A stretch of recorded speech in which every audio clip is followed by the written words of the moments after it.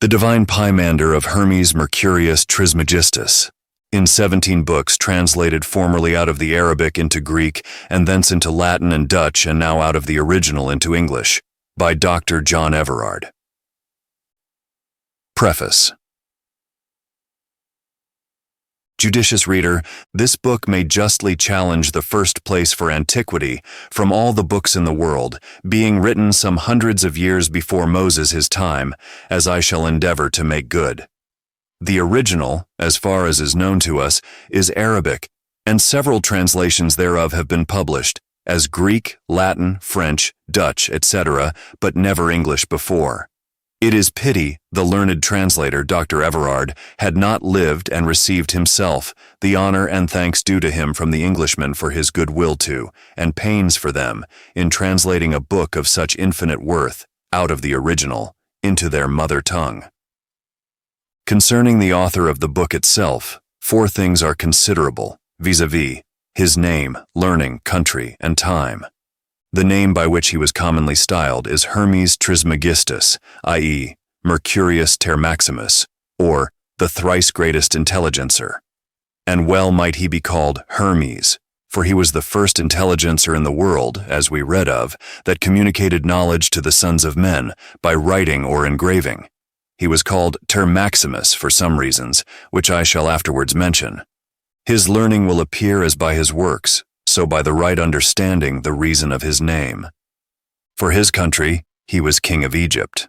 For his time, it is not without much controversy betwixt those that write of this divine ancient author what time he lived in. Some say he lived after Moses his time, giving this slender reason for it, vis-a-vis because he was named ter Maximus for being preferred, Franciscus Flusus, according to the Egyptian customs, being chief philosopher, to be chief of the priesthood, and from thence to be chief in government, or king. But if this be all their ground, you must excuse my dissent from then, and that for this reason, because according to the most learned of his followers, Geber Paracelsus, Henricus Nullius in Theoria Philosophiae Hermeticae Tractatu Primo, he was called ter Maximus for having perfect and exact knowledge of all things contained in the world, which things he divided into 3 kingdoms, as he calls them, vis-a-vis mineral, vegetable, animal, which 3 he did excel in the right understanding of, also because he attained to and transmitted to posterity, although in an enigmatical and obscure style, the knowledge of the quintessence of the whole universe, which universe, as I said before, he divided into 3 parts, otherwise called the great elixir of the philosophers, which is the receptacle of all celestial and terrestrial virtues, which secret many ignorantly deny, many have chargeably sought after, yet few but some, yea, and the Englishmen have happily found, Ripley, Bacon, Norton, etc. The description of this great treasure is said to be found engraved upon a smaragdine table in the valley of Ebron after the flood, so that the reason before alleged to prove this author to live after Moses seem invalid, neither doth it any way appear that he lived in Moses his time, although it be the opinion of some, as of John Functius, who saith in his chronology that he lived 21 years before the law was given by Moses in the wilderness. But the reasons that he and others give are far weaker than those that I shall give for his living before Moses his time. My reasons for that are these. First, because it is received amongst the ancients that he was the first that invented the art of communicating knowledge to the world by writing or engraving. Now if so, then in all probability he was before Moses, for it is said of Moses that he was from his childhood, Acts 7:22, skilled in all the Egyptian learning, which could not well have been without the help of literature, which we never read of any before that invented by Hermes, chapter 10.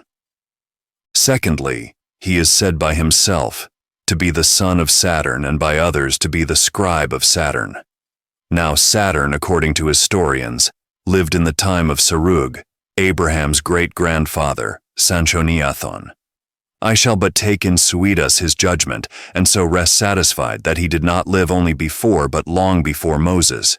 His words are these: Credo Mercurium Trismegistum sapientem, Egyptium floruisse ante pharaonem. Suidas. In this book, though so very old, is contained more true knowledge of God and nature than in all the books in the world besides, except only sacred writ. And they that shall judiciously read it, and rightly understand it, may well be excused from reading many books, the authors of which pretend so much to the knowledge of the Creator and creation. If God ever appeared in any man, he appeared in him, as it appears by this book, that a man who had not the benefit of his ancestors. Knowledge being, as I said before, the first inventor of the art of communicating knowledge to posterity by writing, should be so high a divine and so deep a philosopher, seems to be a thing more of God than of man, and therefore it was the opinion of some that he came from heaven, not born upon earth, Goropius Becanus. There is contained in this book that true philosophy, without which it is impossible ever to attain to the height and exactness of piety and religion. According to this philosophy, I call him a philosopher, that shall learn and study the things that are, and how they are ordered and governed, and by whom, and for what cause, or to what end. And he that doth so will acknowledge thanks to and admire the omnipotent Creator, preserver and director of all these things. And he that shall be thus truly thankful may truly be called pious and religious. And he that is religious shall more and more know where and what the truth is, and learning that he shall yet be more and more religious. The glory and splendor of philosophy is in endeavoring to understand the chief good as the fountain of all good. Now how can we come near to or find out the fountain but by making use of the streams as a conduct to it? The operations of nature are streams running from the fountain of good, which is God. I am not of the ignorant and foolish opinion of those that say the greatest philosophers are the greatest atheists, as if to know the works of God and to understand his goings forth in the way of nature must necessitate a man to deny God. The Job Scripture disapproves of this as a sottish tenet, and experience contradicts it. For behold, here is the greatest philosopher and therefore the greatest divine. Read understandingly this ensuing book, and for thy help thou mayest make use of that voluminous commentary written upon it, Hanbal Opheli Alabar. Then it will speak more for its author than can be spoken by any man, at least by me. Thine in the love of truth, J.F. Hermes Trismegistus, his first book. O my son, write this first book both for humanity's sake and for piety towards God. For there can be no religion more true or just than to know the things that are, and to acknowledge thanks for all things to him that made them, which thing I shall not cease continually to do. What then should a man do, O Father, to lead his life well, seeing there is nothing here true? Be pious and religious, O my son, for he that doth so is the best and highest philosopher, and without philosophy it is impossible ever to attain to the height and exactness of piety and religion. But he that shall learn and study the things that are, and how they are ordered and governed, and by whom, and for what cause, or to what end, will acknowledge thanks to the workman, as to a good father, an excellent nurse, and a faithful steward. And he that gives thanks shall be pious or religious, and he that is religious shall know both where the truth is and what it is, and learning that he will be yet more and more religious. For never, O my son, shall or can that soul, which while it is in the body, lightens and lifts up itself to know and comprehend that which is good and true, slide back to the contrary. For it is infinitely enamored thereof, and forgetteth all evils, and when it hath learned and known its father and progenitor, it can no more apostatize or depart from that good.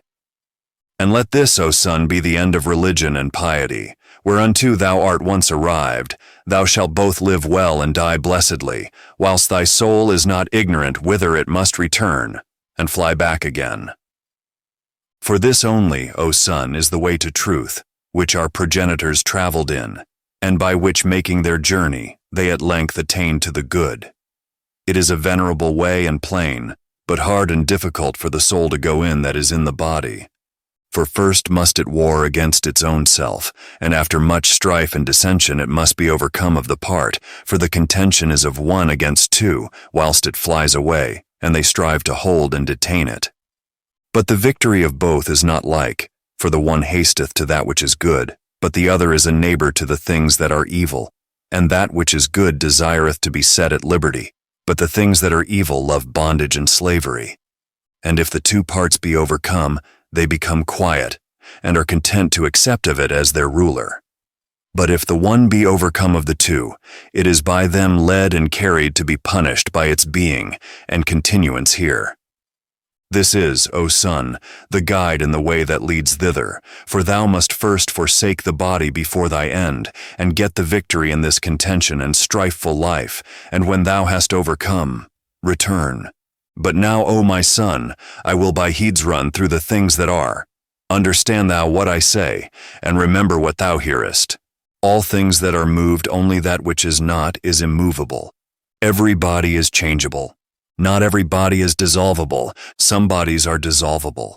Every living being is not mortal, nor every living thing is immortal. That which may be dissolved is also corruptible.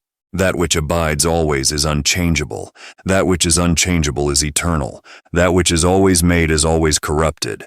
That which is made but once is never corrupted, neither becomes any other thing. Firstly God, secondly the world, thirdly man. The world for man, man for God. Of the soul. That part which is sensible is mortal, but that part which is reasonable is immortal. Every essence is immortal. Every essence is unchangeable, and everything that is double. None of the things that are stand still. Not all things are moved by a soul, but everything that is moved by a soul. Everything that suffers is sensible.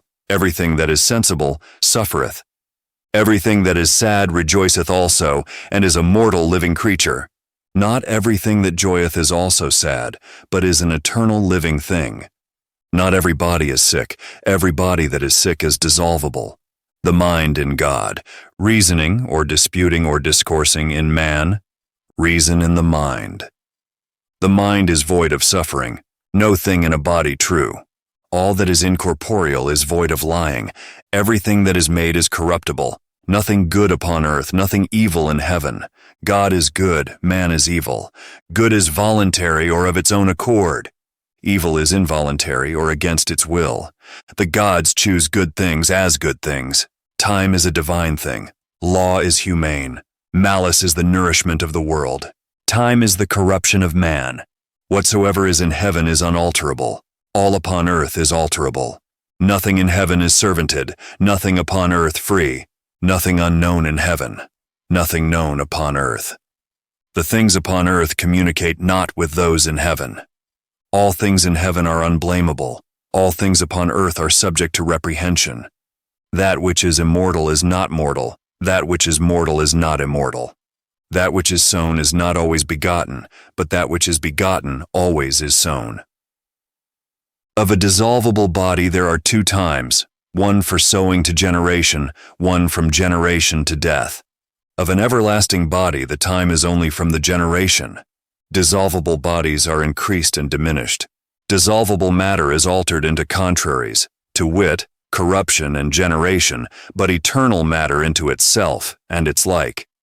The generation of man is corruption. The corruption of man is the beginning of generation.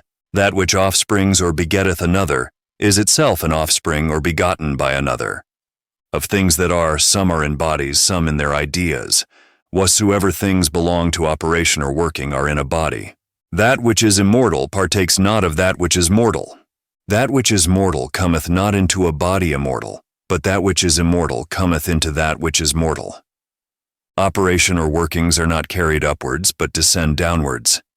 Things upon earth do nothing advantage those in heaven, but all things in heaven do profit and advantage all things upon earth. Heaven is capable and a fit receptacle of everlasting bodies, the earth of corruptible bodies. The earth is brutish, the heaven is reasonable or rational. Those things that are in heaven are subjected or placed under it, but the things on earth are placed upon it. Heaven is the first element. Providence is divine order. Necessity is the minister or servant of providence. Fortune is the carriage or effect of that which is without order, the idol of operation, a lying fantasy or opinion. What is God? The immutable or unalterable good. What is man? An unchangeable evil. If thou perfectly remember these heads, thou canst not forget those things which in more words I have largely expounded unto thee, for these are the contents or abridgment of them. Avoid all conversation with the multitude or common people, for I would not have thee subject to envy, much less to be ridiculous unto the many. For the like always takes to itself that which is like, but the unlike never agrees with the unlike. Such discourses as these have very few auditors, and peradventure very few will have. But they have something peculiar unto themselves. They do rather sharpen and whet evil men to their maliciousness. Therefore, it behoveth to avoid the multitude, and take heed of them as not understanding the virtue and power of the things that are said. How does thou mean, O Father? This, O Son, the whole nature and composition of those living things called men is very prone to maliciousness, and is very familiar, and as it were nourished with it, and therefore is delighted with it. Now this wight, if it shall come to learn or know that the world was once made, and all things are done according to providence or necessity, destiny or fate, bearing rule over all, will he not be much worse than himself, despising the whole because it was made? And if he may lay the cause of evil upon fate or destiny, he will never abstain from any evil work.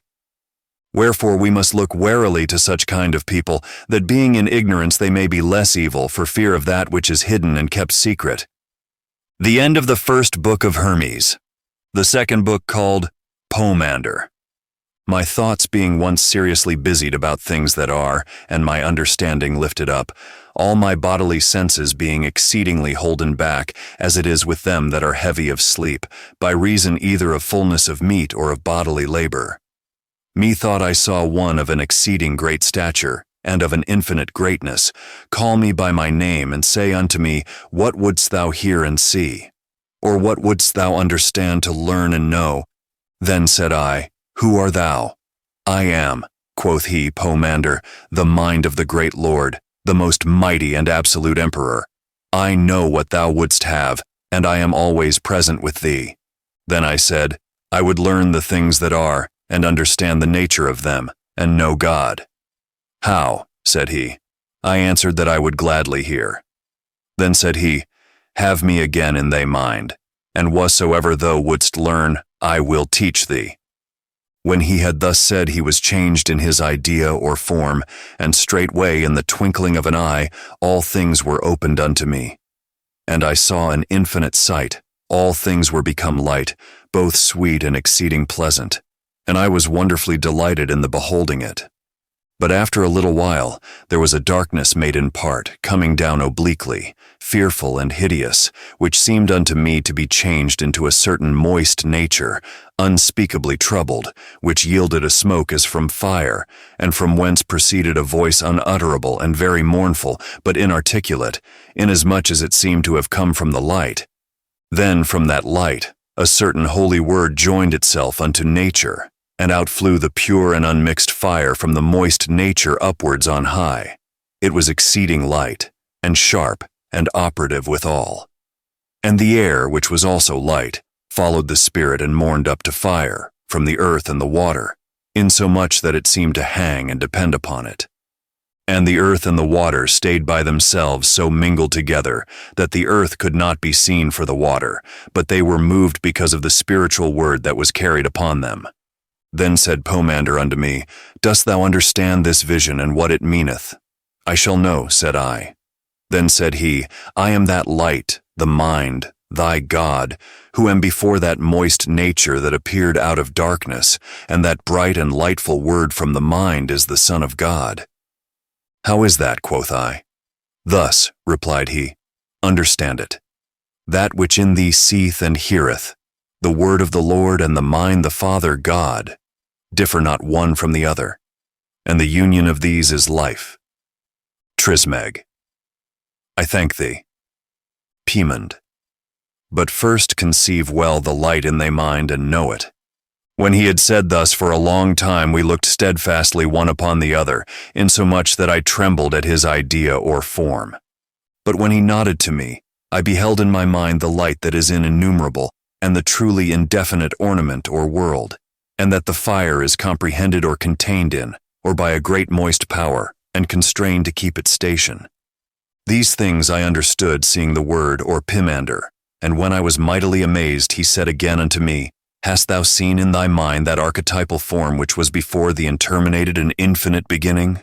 Thus Pymander to me. But whence, quoth I, or whereof are the elements of nature made? Pymander. Of the will and counsel of God, which taking the word and beholding the beautiful world in the archetype thereof, imitated it, and so made this world, by the principles and vital seeds or soul-like productions of itself. For the mind being God, male and female, life and light, brought forth by his word another mind or workman, which being God of the fire and the spirit, fashioned and formed 7 other governors, which in their circles contain the sensible world, whose government or disposition is called fate or destiny.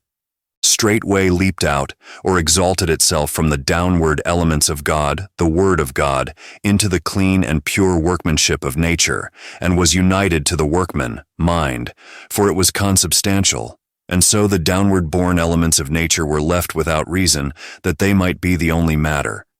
But the workman mind, together with the word, containing the circles and whirling them about, turned round as a wheel, his own workmanships, and suffered them to be. Turned from an indefinite beginning to an indeterminable end, for they always begin where they end.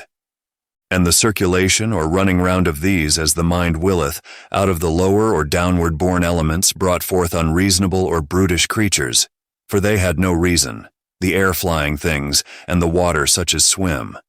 And the earth and the water were separated, either from the other as the mind would, and the earth brought forth from herself such living creatures as she had, 4-footed and creeping beasts, wild and tame.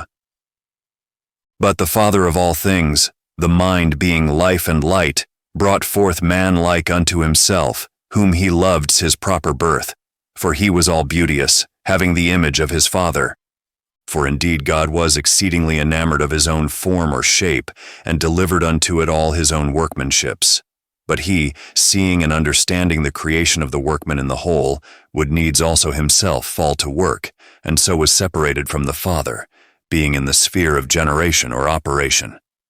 Having all power, he considered the operations or workmanships of the 7, but they loved him, and everyone made him partaker of his own order. And he, learning diligently and understanding their essence and partaking their nature, resolved to pierce and break through the circumference of the circles, and to understand the power of him that sits upon the fire. And having already all power of mortal things, of the living and of the unreasonable creatures of the world, stooped down and peeped through the harmony, and breaking through the strength of the circles, so showed and made manifest the downward-born nature, the fair and beautiful shape or form of God, which, when he saw, having in itself the unsatiable beauty, and all the operations of the 7 governors, and the form or shape of God, he smiled for love, as if he had seen the shape or likeness in the water, or the shadow upon the earth, of the fairest human form. And seeing in the water a shape like unto himself, in himself he loved it, and would cohabit with it, and immediately upon the resolution ensued the operation, and brought forth the unreasonable image or shape. Nature, presently laying hold of what it so much loved, did wholly wrap herself about it, and they were mingled, for they loved one another. And from this cause man above all things that live upon earth is double: mortal, because of his body, and immortal, because of the substantial man. For being immortal, and having power of all things, he yet suffers mortal things, and such as are subject to fate or destiny.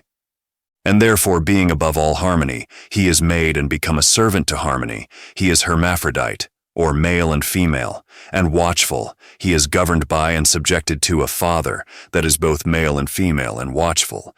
After these things I said, Thou art my mind, and I am in love with reason. Then said Poemander, This is the mystery that to this day is hidden and kept secret. For nature being mingled with man, brought forth a wonder most wonderful. For he, having the nature of the harmony of the 7, from him whom I told thee, the fire and the spirit, nature continued not, but forthwith brought forth 7 men, all males and females, and sublime, or on high, according to the natures of the 7 governors. And after these things, O Poemander, quoth I am now come into a great desire and longing to hear. Do not digress or run out. But he said, Keep silence, for I have not yet finished the first speech. Trismegistus. Behold, I am silent. Pim. The generation therefore of these 7 was after this manner. The air being feminine and the water desirous of copulation, took from the fire its ripeness and from the ether spirit, and so nature produced bodies after the species and shape of men. And man was made of life and light, into soul and mind, of life the soul, of light the mind. And so all the members of the sensible world continued unto the period of the end, bearing rule and generating. Hear now the rest of that speech thou so much desireth to hear. When that period was fulfilled, the bond of all things was loosed and untied by the will of God. For all living creatures, being hermaphroditical, or male and female, were loosed and untied together with man. And so the males were apart by themselves, and the females likewise. And straightways God said to the Holy Word, Increase in increasing and multiplying in multitude all you my creatures and workmanships. And let him that is endued with mind know himself to be immortal, and that the cause of death is the love of the body, and let him learn all things that are. When he had thus said, Providence by fate of harmony, made the mixtures and established the generations, and all things were multiplied according to their kind. And he that knew himself came at length to the superstantial of every way substantial good. But he that through the error of love loved the body, abideth wandering in darkness, sensible, suffering the things of death. Trismegistus. But why do they that are ignorant sin so much, that they should therefore be deprived of immortality? Pim. Thou seemest not to have understood what thou hast heard. Trismegistus peradventure. I seem so to thee, but I both understand and remember them. Pim. I am glad for thy sake if thou understoodest them. Trismegistus. Tell me why are they worthy of death that are in death? Pim. Because there goeth a sad and dismal darkness before its body, of which darkness is the moist nature, of which moist nature the body consisteth in the sensible world, from whence death is derived. Hast thou understood this aright? Trismegistus. But why or how doth he that understands himself go or pass into God? Pim. That which the word of God said, say I, because the Father of all things consists of life and light, whereof man is made. Trismegistus. Thou sayest very well. Pim. God and the Father is light and life, of which man is made. If therefore thou learn and believe thyself to be of the life and light, thou shalt again pass into life. Trismegistus. But yet tell me more, O my mind, how I shall go into life. Pim. God saith, let man endued with a mind mark consider and know himself well. Trismegistus. Have not all men a mind? Pim. Take heed what thou sayest, for I the mind come unto men that are holy and good, pure and merciful, and that live piously and religiously. And my presence is a help unto them, and forthwith they know all things, and lovingly they supplicate and propitiate the Father, and blessing him they give him thanks and sing hymns unto him, being ordered and directed by filial affection and natural love. And before they give up their bodies to the death of them, they hate their senses, knowing their works and operations.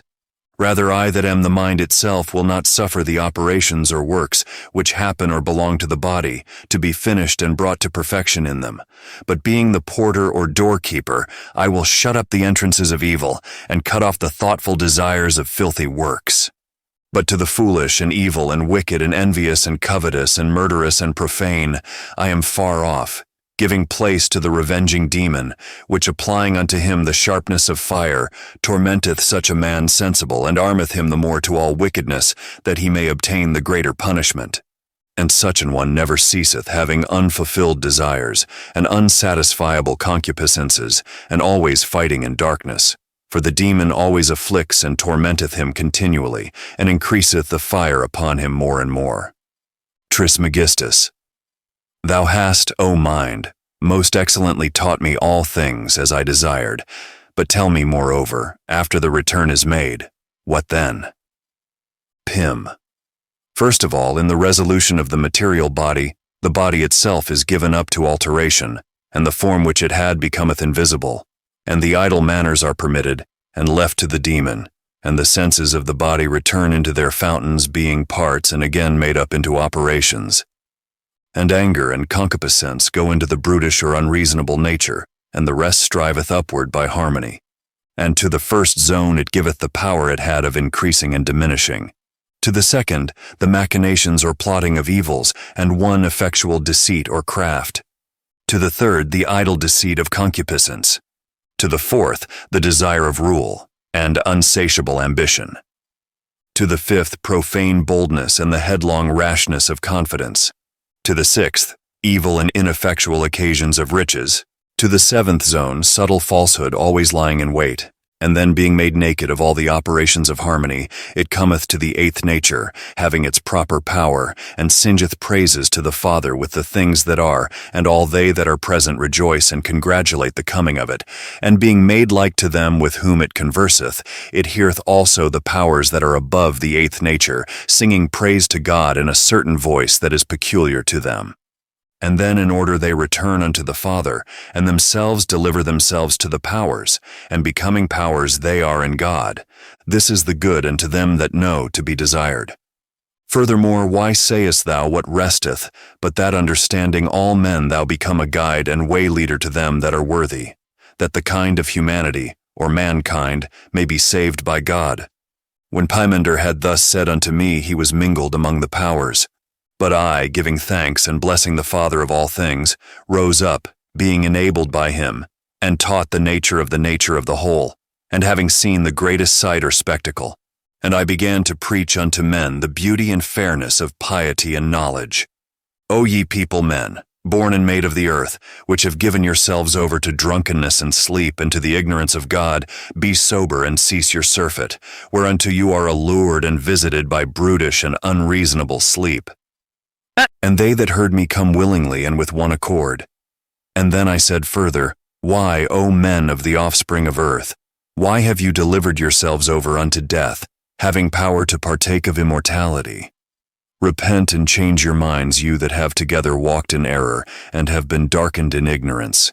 Depart from that dark light, be partakers of immortality, and leave or forsake corruption. And some of them that heard me, mocking and scorning, went away, and delivered themselves up to the way of death.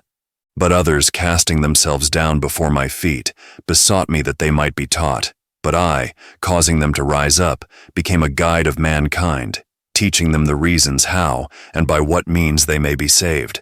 And I sowed in them the words of wisdom, and nourished them with ambrosian water of immortality.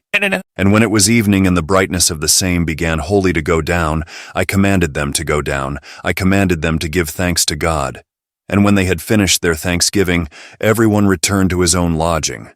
But I wrote in myself the bounty and benevolence of Poemander, and being filled with what I most desired, I was exceedingly glad.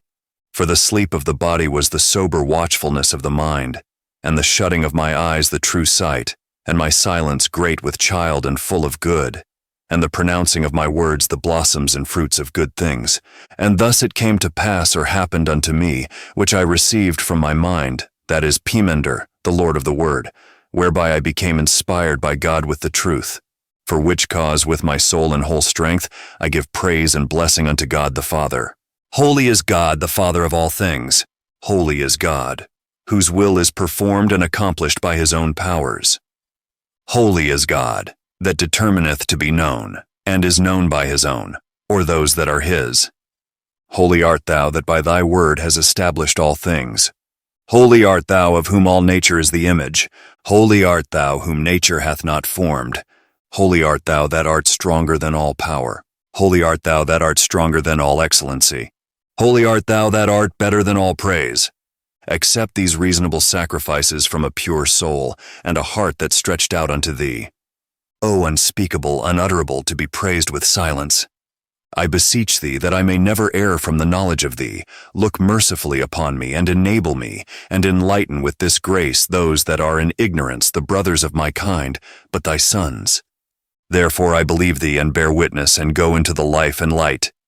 Blessed art thou, O Father, thy man would be sanctified with thee, as thou hast given him all power. The end of the second book, called Poemander. The third book, the Holy Sermon. The glory of all things, God, and that which is divine, and the divine nature, the beginning of things that are.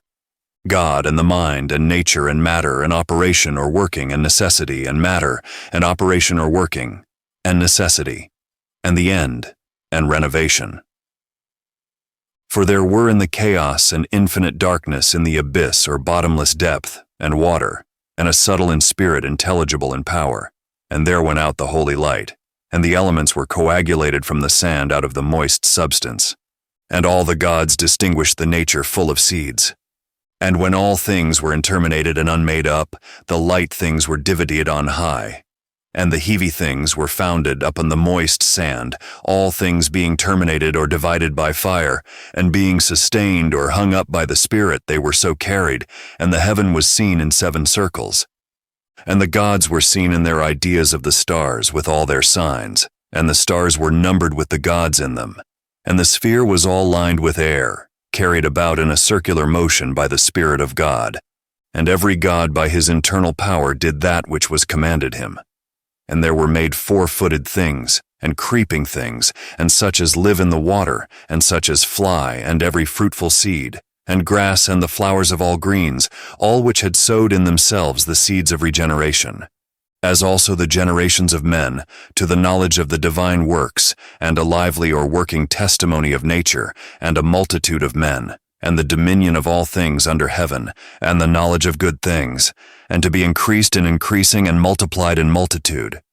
And every soul in flesh, by the wonderful working of the gods in the circles, to the beholding of heaven, the gods' divine works, and the operations of nature, and for signs of good things, and the knowledge of the divine power, and to find out every cunning workmanship of good things. So it beginneth to live in them, and to be wise according to the operation of the course of the circular gods, and to be resolved into that which shall be great monuments and remembrances of the cunning works done upon earth, leaving them to be read by the darkness of times. And every generation of living flesh, of fruit, seed, and all handicrafts, though they be lost, must of necessity be renewed by the renovation of the gods and of the nature of a circle, moving in number. For it is a divine thing that every worldly temperature should be renewed by nature, for in that which is divine is nature also established. The end of the fragments of the third book, the Holy Sermon, the fourth book called the Key. Yesterday's speech, O Asclepius, I dedicated to thee.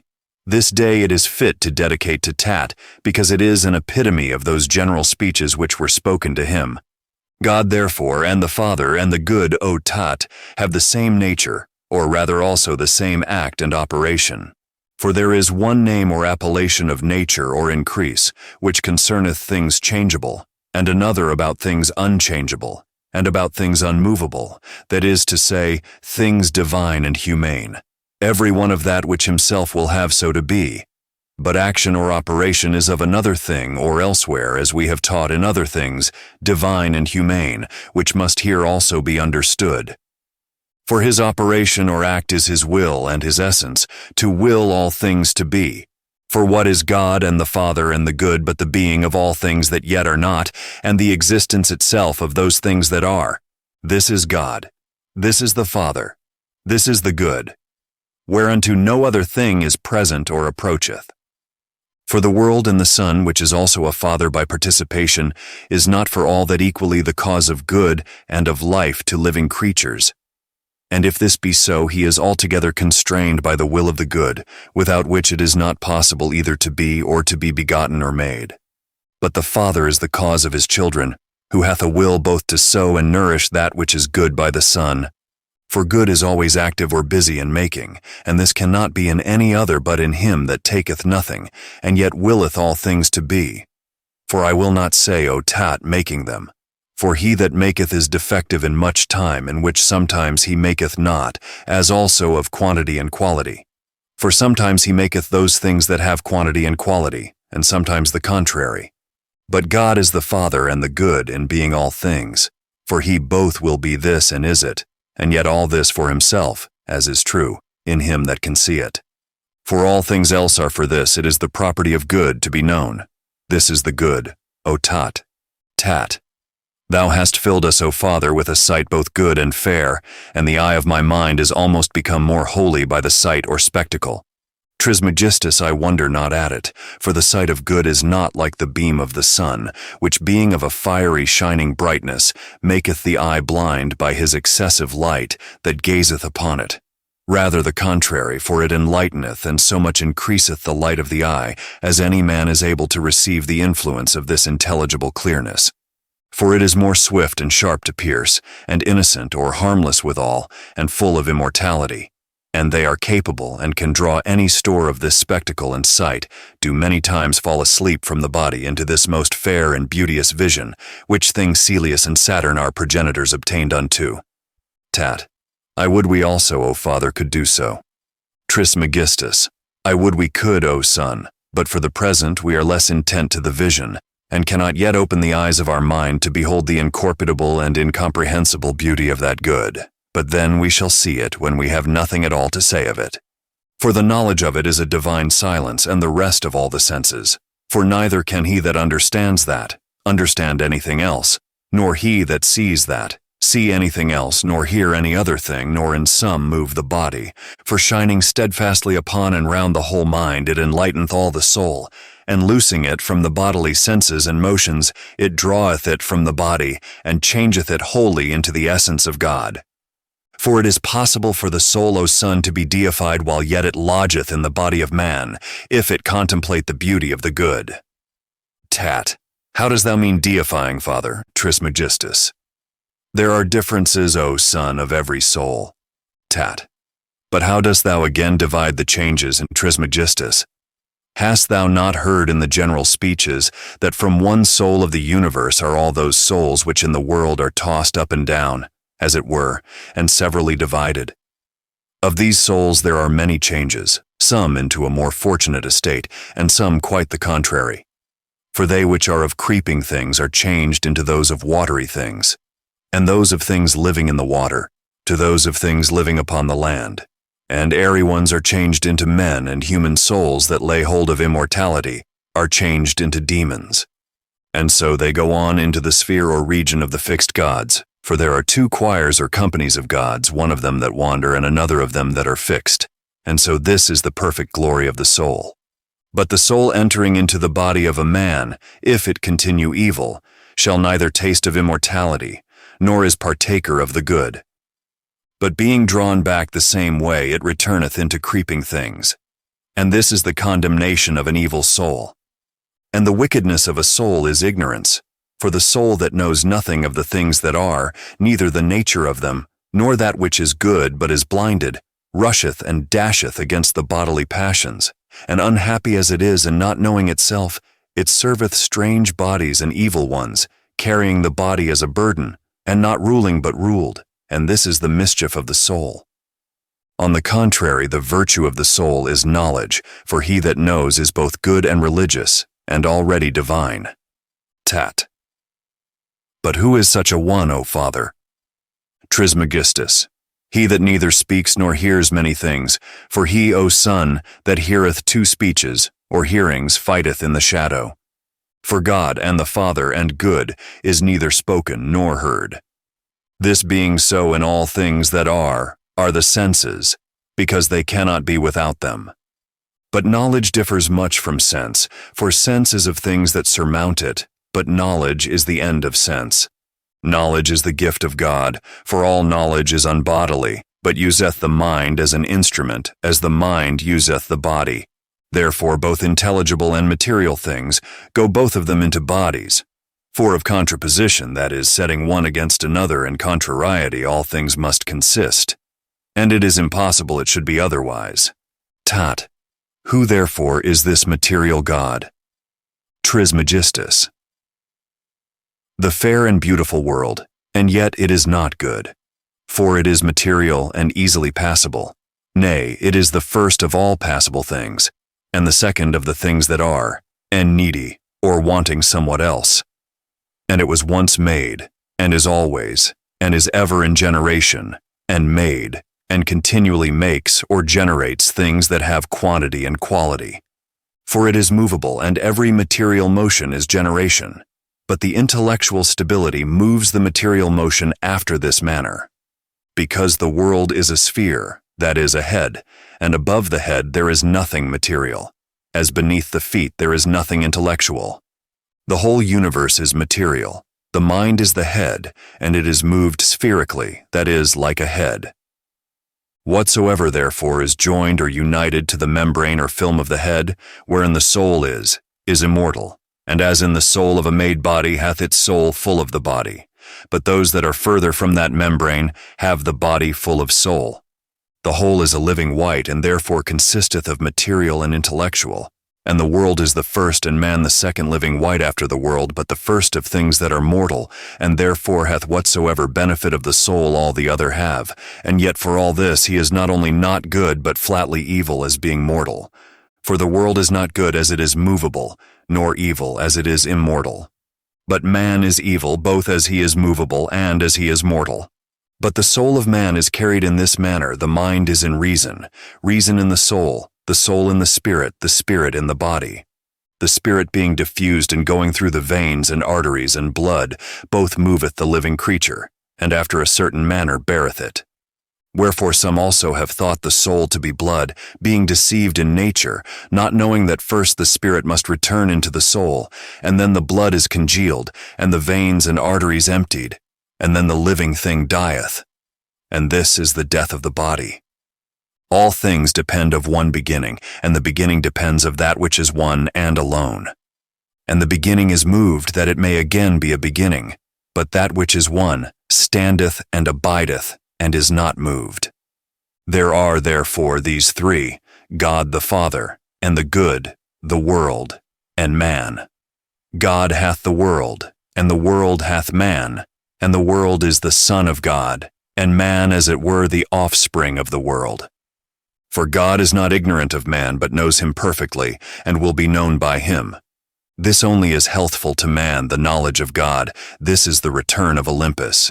By this only the soul is made good, and not sometimes good, and sometimes evil, but of necessity good. Tat. What meaneth thou, O Father? Trismegistus. Consider, O Son, the soul of a child, when as yet it hath as yet received no dissolution of its body, which is not yet grown, but is very small. How then, if it look upon itself, it sees itself beautiful, as not having been as yet spotted with the passions of the body, but as it were depending yet upon the soul of the world. But when the body is grown and distracteth the soul, it engenders forgetfulness, and partakes no more of the fair and the good, and forgetfulness is evilness. The like also happeneth to them that go out of the body. For when the soul runs back into itself, the spirit is contracted into the blood, and the soul into the spirit. But the mind being made pure and free from these clothings, and being divine by nature, taking a fiery body, rangeth abroad in every place, leaving the soul to judgment, and to the punishment it hath deserved. Tat. Why dost thou say so, O Father, that the mind is separated from the soul, and the soul from the spirit, when even now thou saidst that the soul was the clothing or apparel of the mind, and the body of the soul? Trismegistus.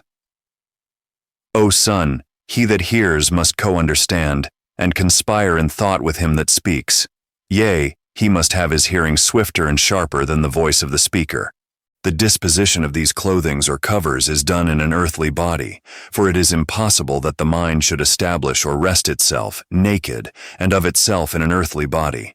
Neither is the earthly body able to bear such immortality, and therefore that it might suffer so great virtue, the mind compacted as it were, and took to itself the passible body of the soul, as a covering or clothing.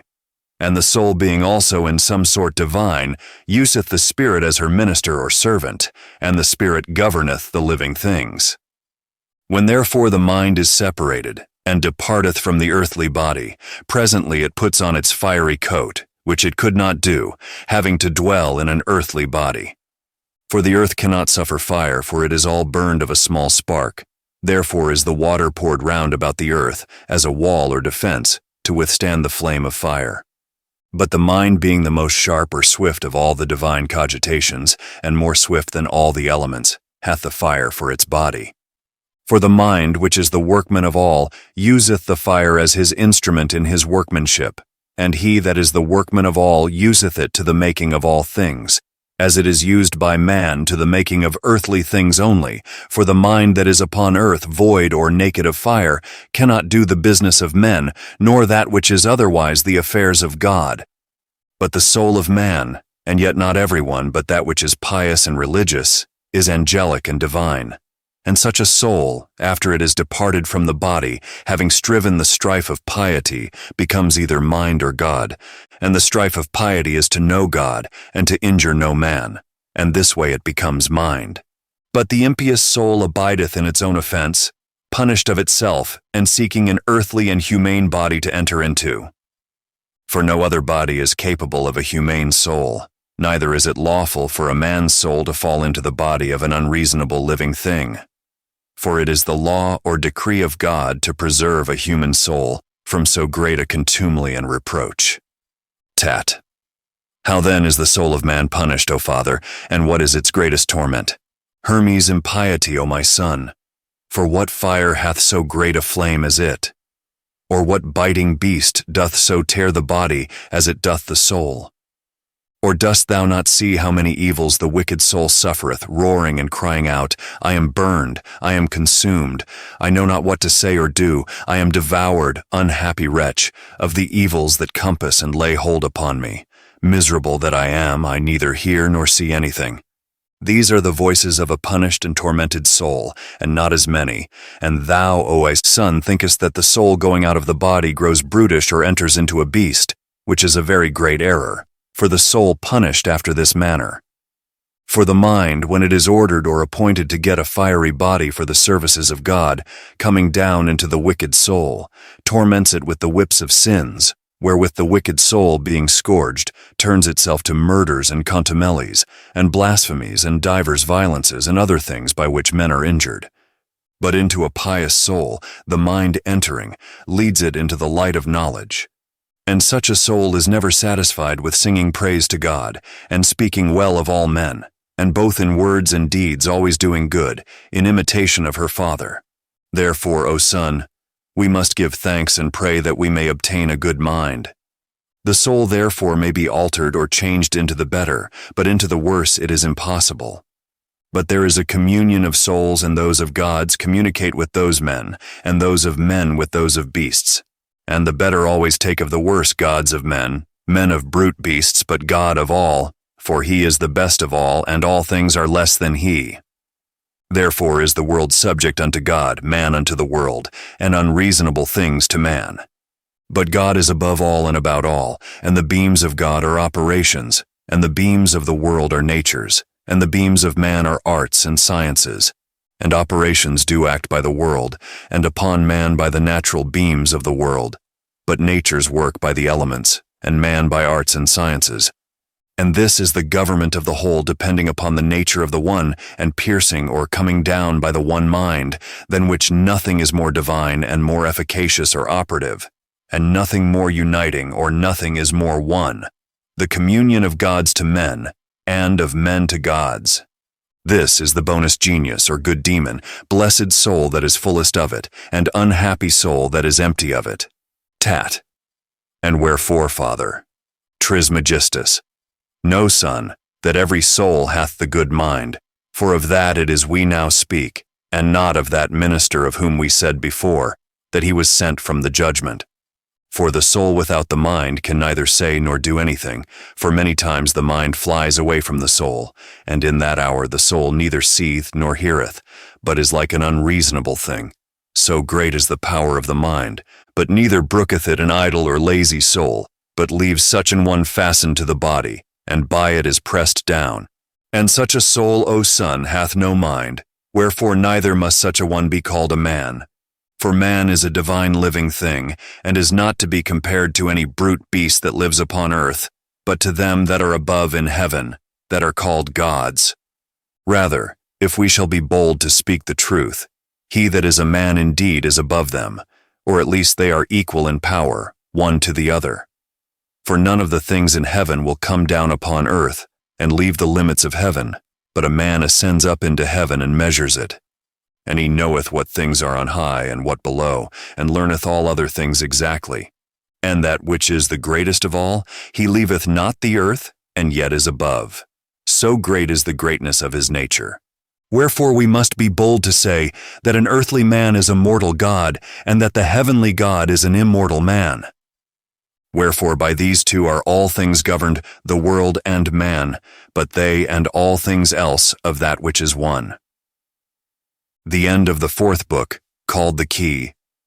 The fifth book, that God is not manifest, and yet most manifest. This discourse I will also make to thee, O Tat, that thou mayest not be ignorant of the more excellent name of God.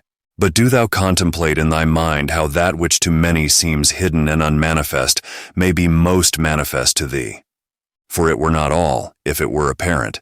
For whatsoever is apparent is generated or made.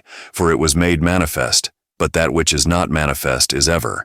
For it needeth not be manifested, for it is always. And he maketh all other things manifest, being unmanifest as being always, and making other things manifest, he is not made manifest. Himself is not made, yet in fantasy he fantasieth all things, or in appearance he maketh them appear. For appearance is only of those things that are generated or made, for appearance is nothing but generation. But he that is one that is not made nor generated is also unapparent and unmanifest. But making all things appear, he appeareth in all and by all, but especially he is manifested to or in those things wherein himself listeth. Thou therefore, O Tat, my son, pray first to the Lord and Father, and to thee alone, and to the One, from whom is one to be merciful to thee, that thou mayest know and understand so great a God, and that he would shine one of his beams upon thee in thy understanding. For only the understanding see that which is not manifest or apparent, as being itself not manifest or apparent. And if thou canst, O Tat, it will appear to the eyes of thy mind. For the Lord, void of envy, appeareth through the whole world. Thou mayest see the intelligence, and take it into thy hands, and contemplate the image of God. But if that which is in thee be not known or apparent unto thee, how shall he in thee be seen and appear unto thee by the eyes? But if thou wilt see him, consider and understand the sun, consider the course of the moon, consider the order of the stars. Who is he that keepeth order? For all order is circumscribed or terminated in number and place. The sun is the greatest of the gods in heaven, to whom all the heavenly gods give place, as to a king and potentate, and yet he being such an one, greater than the earth. Or the sea is content to suffer infinite lesser stars to walk and move above himself. Whom doth he fear the while, O sun? Every one of these stars that are in heaven do not make the like or an equal course. Who is it that hath prescribed unto every one the manner and the greatness of their course? This bear that turns round about its own self and carries round the whole world with her, who possessed and made such an instrument? Who hath set the bounds to the sea? Who hath established the earth? For there is somebody, O Tat, that is the maker and lord of these things. For it is impossible, O son, that either place or number or measure should be observed without a maker.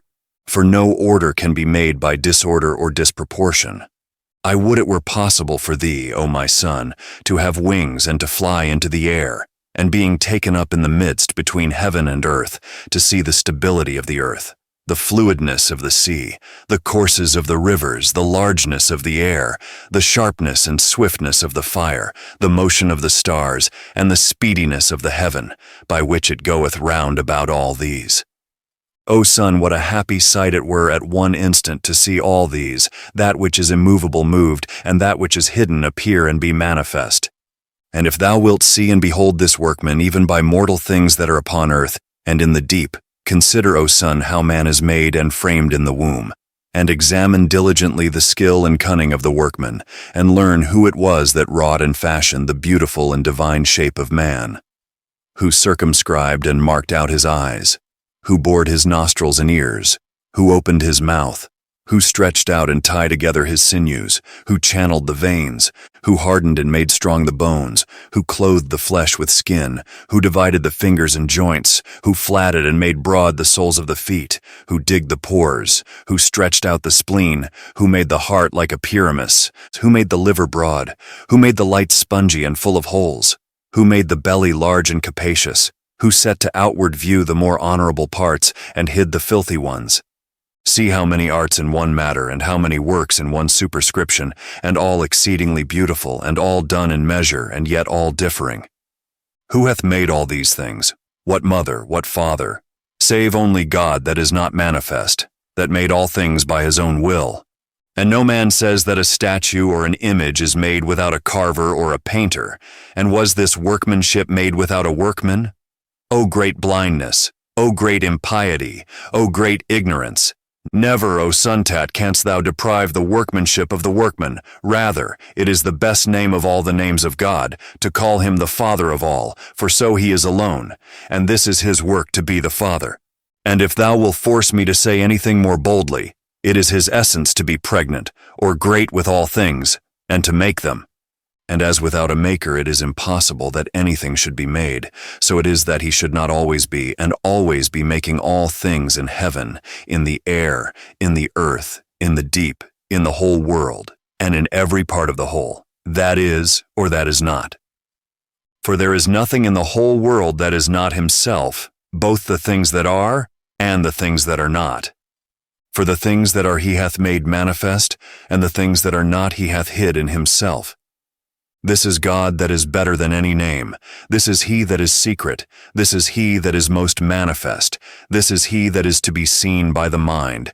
This is he that is visible to the eye. This is he that hath no body, and this is he that hath many bodies. Rather, there is nothing of any body which is not he. For he alone is all things. And for this cause he hath many names, because he is the one Father, and therefore he hath no name, because he is the Father of all. Who therefore can bless thee, or give thanks for thee, or to thee? Which way shall I look when I praise thee? Upward, downward, outward, inward. For about these there is no manner, nor place, nor anything else of all things that are. But all things are in thee, all things from thee. Thou givest all things, and takest nothing, for thou hast all things, and there is nothing that thou hast not. When shall I praise thee, O Father? For it is neither possible to comprehend thy hour, nor thy time. For what shall I praise thee? For what thou hast made, or for what thou hast not made? For those things thou hast manifested, or for those things thou hast hidden? Wherefore shall I praise thee, as being of myself, or having anything of mine own, or rather being another's? For thou art what I am, thou art what I do, thou art what I say. Thou art all things, and there is nothing else thou art not. Thou art thou, all that is made and all that is not made. The mind that understandeth, the Father that maketh and frameth, the good that worketh, the good that doth all things. Of the matter the most subtle and slender is air, of the air the soul, of the soul the mind, of the mind God. The end of the 5th book. That God is not manifest and yet most manifest. The 6th book, that in God alone is good.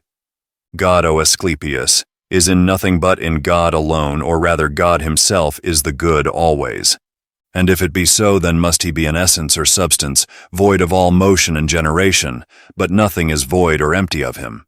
And this essence hath about or in himself a stable and firm operation, wanting nothing, most full and giving abundantly. One thing is the beginning of all things, for it giveth all things, and when I name the good, I mean that which is altogether and always good. This is present to none, but God alone, for he wanteth nothing that he should desire to have it, nor can anything be taken from him. The loss whereof may grieve him, for sorrow is a part of evilness. Nothing is stronger than he that he should be opposed by it, nor nothing equal to him that he should be in love with it. Nothing unheard of to be angry, with nothing wiser to be envious at. And none of these being in his essence, what remains but only the good? For as in this being such an essence there is none of the evils, so in none of the other things shall the good be found. For in all other things are all those other things, as well in the small as the great, and as well in the particulars as in this living creature, the greater and mightiest of all. For all things that are made or generated are full of passion, generation itself being a passion, and where passion is, there is not the good. Where the good is, there is no passion. Where it is day, it is not night. Where it is night, it is not day. Wherefore it is impossible that in generation should be the good, but only in that which is not generated or made. Yet as the participation of all things is in the matter bound, so also of that which is good. After this manner is the world good, as it maketh all things, and in the part of making or doing, it is good, but in all other things not good. For it is passible and movable, and the maker of passible things. In man also the good is ordered, or taketh denomination, in comparison of that which is evil. For that which is not very evil is here good, and that which is here called good is the least particle or proportion of evil. It is impossible, therefore, that the good should be here pure from evil. For here the good groweth evil, and growing evil, it doth not still abide good, and not abiding good, it becomes evil. Therefore in God alone is the good, or rather God is the good. Therefore, O Asclepius, there is nothing in men, or among men, but the name of good. The thing itself is not, for it is impossible. For a material body receiveth, or comprehendeth, is not as being on every side encompassed and coacted with evils and labors and griefs and desires and wrath and deceits and foolish opinions. And in that which is the worst of all, Asclepius, every one of the forenamest things, is here believed to be the greatest good, especially that supreme mischief, the pleasures of the belly, and the ringleader of all evils. Error is here the absence of the good, and I give thanks unto God that concerning the knowledge of good, put this assurance in my mind, that it is impossible it should be in the world. For the world is the fullness of evilness, but God is the fullness of good, or good of God. For the eminencies of all appearing beauty are in the essence more pure and more sincere, and peradventure they are also the essences of it. For we must be bold to say, Asclepius, that the essence of God, if he have an essence, is that which is fair or beautiful, but no good is comprehended in this world. For all things that are subject to the eye are idols, and as it were shadows. But those things that are not subject to the eye are ever, especially the essence of the fair and the good. And as the eye cannot see God, so neither the fair and the good, for those are the parts of God that partake the nature of the whole proper and familiar unto him alone, inseparable, most lovely, whereof either God is enamored, or they are enamored of God. If thou canst understand God, thou shalt understand the fair and the good, which is most shining and enlightening, and most enlightened by God. For that beauty is above comparison, and that good is inimitable, as God himself. As therefore thou understandest God, so understand the fair and the good, for these are incommunicable to any other living creatures, because they are inseparable from God. If thou seek concerning God, thou seekest or asketh also of the fair, for there is one way which leadeth to the same thing, that is piety, with knowledge. Wherefore they that are ignorant and go not in the way of piety dare call men fair and good, never seeing so much as in a dream what good is, but being enfolded and wrapped upon all evil, and believing that the evil is the good, they by that means both use it insatiable, and are afraid to be deprived of it. And therefore they strive by all possible means that they may not only have it, but also increase it. Such, O Asclepius, are the good and fair things of men, which we can neither love nor hate. For this is the hardest thing of all, that we have need of them, and cannot live without them. The end of the 6th book. That in God alone is good. The 7th book, his sacred sermon in the Mount of Regeneration and the profession of silence, to his Son Tat. In the general speeches, O Father, discoursing of the divinity, thou speakest enigmatically, and didst not clearly reveal thyself, saying that no man can be saved before regeneration. And when I did humbly entreat thee at the going up to the mountain, after thou hadst discoursed to me, having a great desire to learn this argument of regeneration, because among all the rest I am ignorant only of this, thou toldst me thou wouldst impart it to me when I would estrange myself from the world. Whereupon I made myself ready, and have vindicated the understanding that is in me, from the deceit of the world. Now then fulfill my defect, and as thou saidst, instruct me of regeneration, either by word of mouth or secretly. For I know not, O Trismegistus, of what substance, or what seed, or what womb, a man is thus born. Hermes, O son, this wisdom is to be understood in silence, and the seed is the true good. Tat. Who soweth it, O Father? For I am utterly ignorant and doubtful. Hermes. The will of God, O Son. And what manner of man is he that is thus born? For in this point I am clean deprived of the essence that understandeth in me. Hermes. The Son of God will be another. God made the universe, that in everything consisteth of all powers. Tat. Thou tellest me a riddle, Father, and dost not speak as a father to a son. Hermes, son, things of this kind are not taught, but are by God, when he pleaseth, brought to remembrance. Tat. Thou speakest of things strained or far-fetched and impossible, Father, and therefore I will directly contradict them. Hermes, wilt thou prove a stranger son to thy father's kind? Tat. Do not envy me, Father, or pardon me. I am thy natural son. Discourse unto me the manner of regeneration. Hermes. What shall I say, O my son? I have nothing to say more than this, that I see in myself an unstrained sight or spectacle, made by the mercy of God, and I am gone out of myself into an immortal body, and am not now what I was before, but was begotten in mind. This thing is not taught, nor is it to be seen in this formed element, for which the first compounded form was neglected by me, and that I am now separated from it. For I have both the touch and the measure of it, yet am I now estranged from them. Thou seest, O Son, with thine eyes, but though thou never look so steadfastly upon me, with the body and the bodily sight, thou canst not see nor understand what I am now. Tat. Thou hast driven me, O Father, into no small fury and distraction of mind, for I do not now see myself. Hermes, I would, O Son, that thou also wert gone out of thyself, like them that dream in their sleep. Tat. Then tell me this, who is the author and maker of regeneration? Hermes, the child of God, one man by the will of God. Tat. Now, O Father, thou hast put me to silence forever, and all my former thoughts have quite left and forsaken me.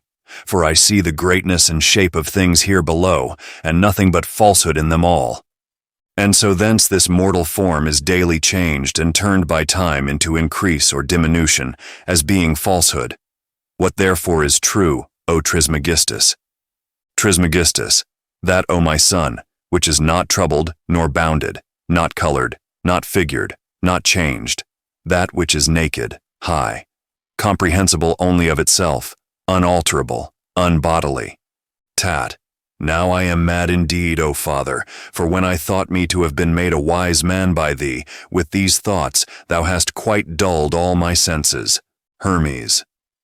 Yet is it so as I say, O Son, he that looketh only upon that which is carried upward as fire, that which is carried downward as earth, that which is moist as water, and that which bloweth, or is subject to blast as air. How can he sensibly understand that which is neither hard nor moist, nor tangible, nor perspicuous, seeing it is only understood in power and operation? But I beseech and pray to the mind, which alone can understand the generation which is in God. Tat. Then am I, O Father, utterly unable to do it. Hermes, God forbid, son, rather draw or pull him unto thee, or study to know him, and he will come. Be but willing, and it shall be done. Quite, or make idle, the senses of the body, purging thyself from the unreasonable brutish torments of matter. Tat. Have I any revengers or tormentors in myself, Father? Hermes, yea, and those not a few, but many and fearful ones. Tat. I do not know them, Father. Hermes' one torment son is ignorance, a second sorrow, a third intemperance, a fourth concupiscence, a fifth injustice, a sixth covetousness, a seventh deceit, an eighth envy, a ninth fraud or guile, a 10th wrath, an 11th rashness, a 12th maliciousness. They are in number 12, and under these many more, some which through the prison of the body do force the inwardly placed man to suffer sensibly, and they do not suddenly or easily depart from him that hath obtained mercy of God, and herein consists both the manner and the reason of regeneration. For the rest, O Son, hold thy peace and praise God in silence, and by that means the mercy of God will not cease, or be wanting unto us.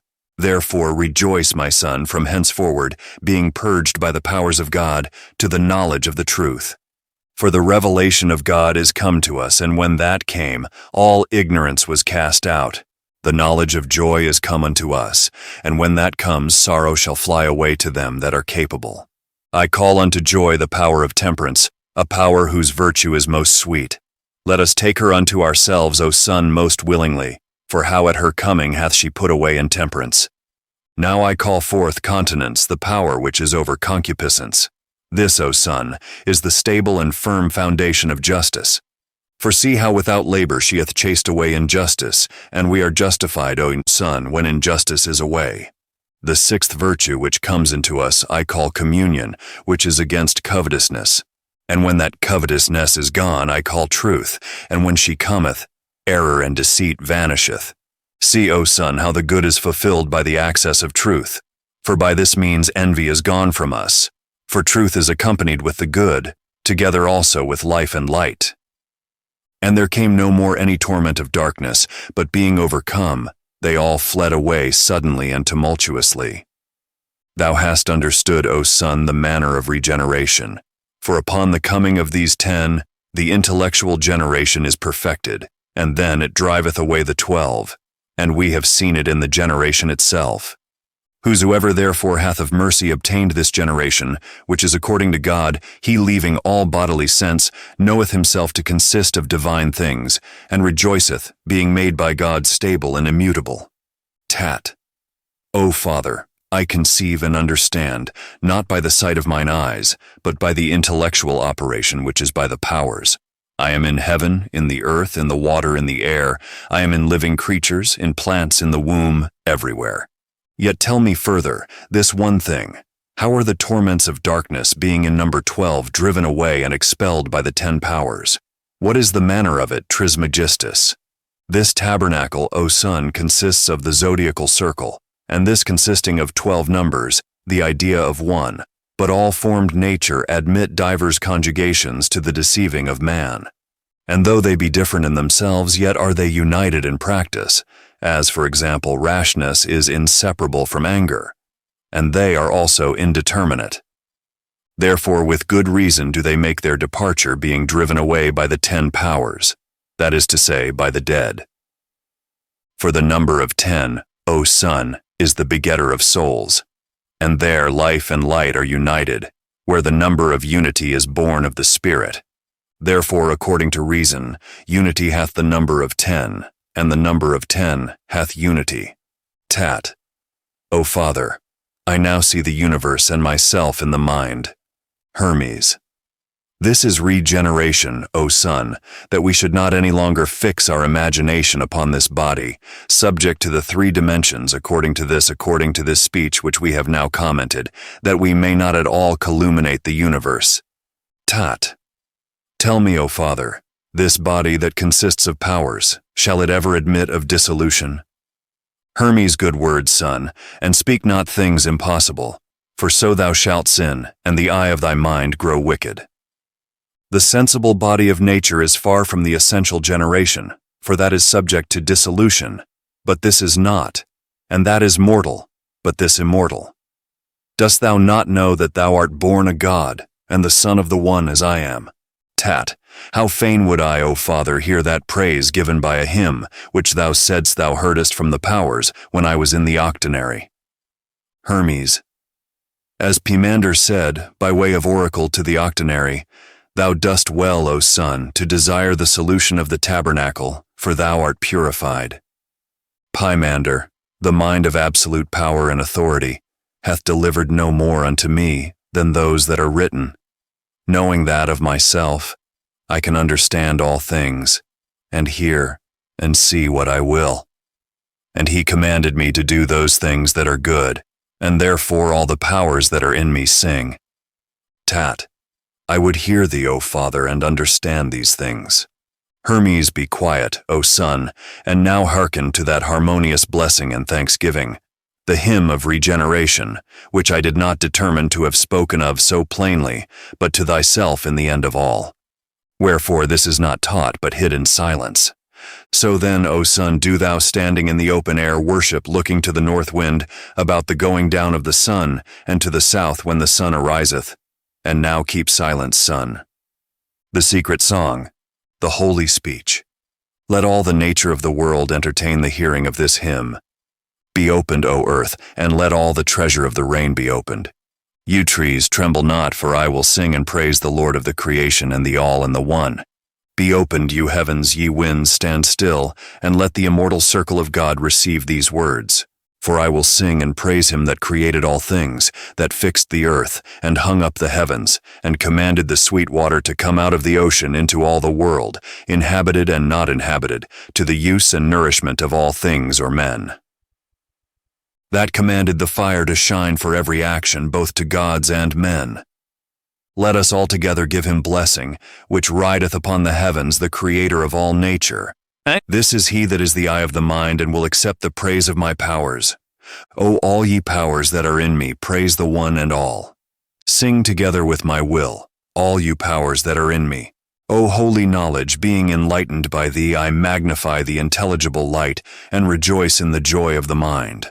All my powers sing praise with me, and now my continents sing praise my righteousness by me, praise that which is righteous. O communion which is in me, praise the all. By me the truth sings praise to the truth, the good praiseth the good. O life, O light, from us unto you comes this praise and thanksgiving. I give thanks unto thee, O Father, the operation or act of my powers. I give thanks unto thee, O God, the power of my operations. By me the word sings praise unto thee. Receive by me this reasonable or verbal sacrifice in words. The powers that are in me cry these things. They praise thee all. They fulfill thy will. Thy will and counsel is formed thee unto thee. O all, receive a reasonable sacrifice from all things. O life, save all that is in us. O light, enlighten, O God, the Spirit. For the mind guideth or feedeth the word. O Spirit-bearing workman. Thou art God, thy man crieth these things unto thee through by the fire, by the air, by the earth, by the water, by the Spirit, by thy creatures. From eternity I have found means to bless and praise thee, and I have what I seek, for I rest in thy will. Tat. O Father, I see thou hast sung this song of praise and blessing, with thy whole will, and therefore have I put and placed it in my world. Hermes, say in thy intelligible world, O Son. Tat. I do mean in my intelligible world, for by thy hymn and song of praise my mind is enlightened, and gladly would I send from my understanding a thanksgiving unto God. Hermes, not rashly, O Son. Tat. In my mind, O Father. Hermes. Those things that I see and contemplate, I infuse them into thee, and therefore say, Thou Son. Tat. The author of thy succeeding generations, I send unto God these reasonable sacrifices. O God, thou art the Father, thou art the Lord, thou art the mind. Accept these reasonable sacrifices which thou requirest of me. For all things are done as the mind willeth. Thou, O Son, send this acceptable sacrifice to God, the Father of all things, but propound it also, O Son, by word. Tat. I thank thee, Father, thou hast advised and instructed me thus to give thanks and praise. Hermes. I am glad, O Son, to see the truth bring forth the fruits of good things, and such immortal branches, and learn this from me. Above all other virtues entertain silence, and impart unto no man, O Son, the tradition of regeneration, lest we be reputed calumniators. For we both have now sufficiently meditated, I in speaking, thou in hearing. And now thou dost intellectually know thyself and our Father. The end of the 7th book. His secret sermon in the Mount of Regeneration and the profession of silence. The 8th book, the greatest evil in man is the not knowing God. Whither are you carried, O men, drunken with drinking strong wine of ignorance? Which seeing you cannot bear, why do you vomit it up again? Stand and be sober, and look up again with the eyes of your heart, and if you cannot all do so, yet do so many as you can. For the malice of ignorance surroundeth all the earth, and corrupteth the soul, shut up in the body, not suffering it to arrive at the havens of salvation. Suffer not yourselves to be carried with the great stream, but stem the tide, you that can lay hold of the haven of safety, and make your full course towards it. Seek on that may lead you by the hand, and conduct you to the door of truth and knowledge, where the clear light is that is pure from darkness, where there is not one drunken, but all are sober, and in their heart look up to him whose pleasure it is to be seen. For he cannot be heard with ears, nor seen with eyes, nor expressed in words, but only in mind and heart. But first thou must tear to pieces and break through the garment thou wearest, the web of ignorance, the foundation of all mischief, the bond of corruption, the dark coverture, the living death, the sensible carcass, the sepulchre carried about with us, the domestical thief which in what he loves us, hates us, envies us.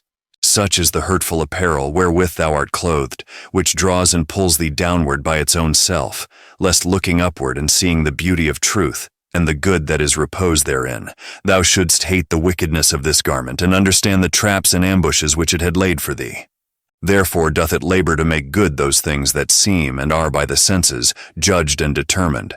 And the things that are truly it hides and envelopeth in much matter, filling what it presents unto thee with hateful pleasure, that thou canst neither hear what thou shouldst hear, nor see what thou shouldst see.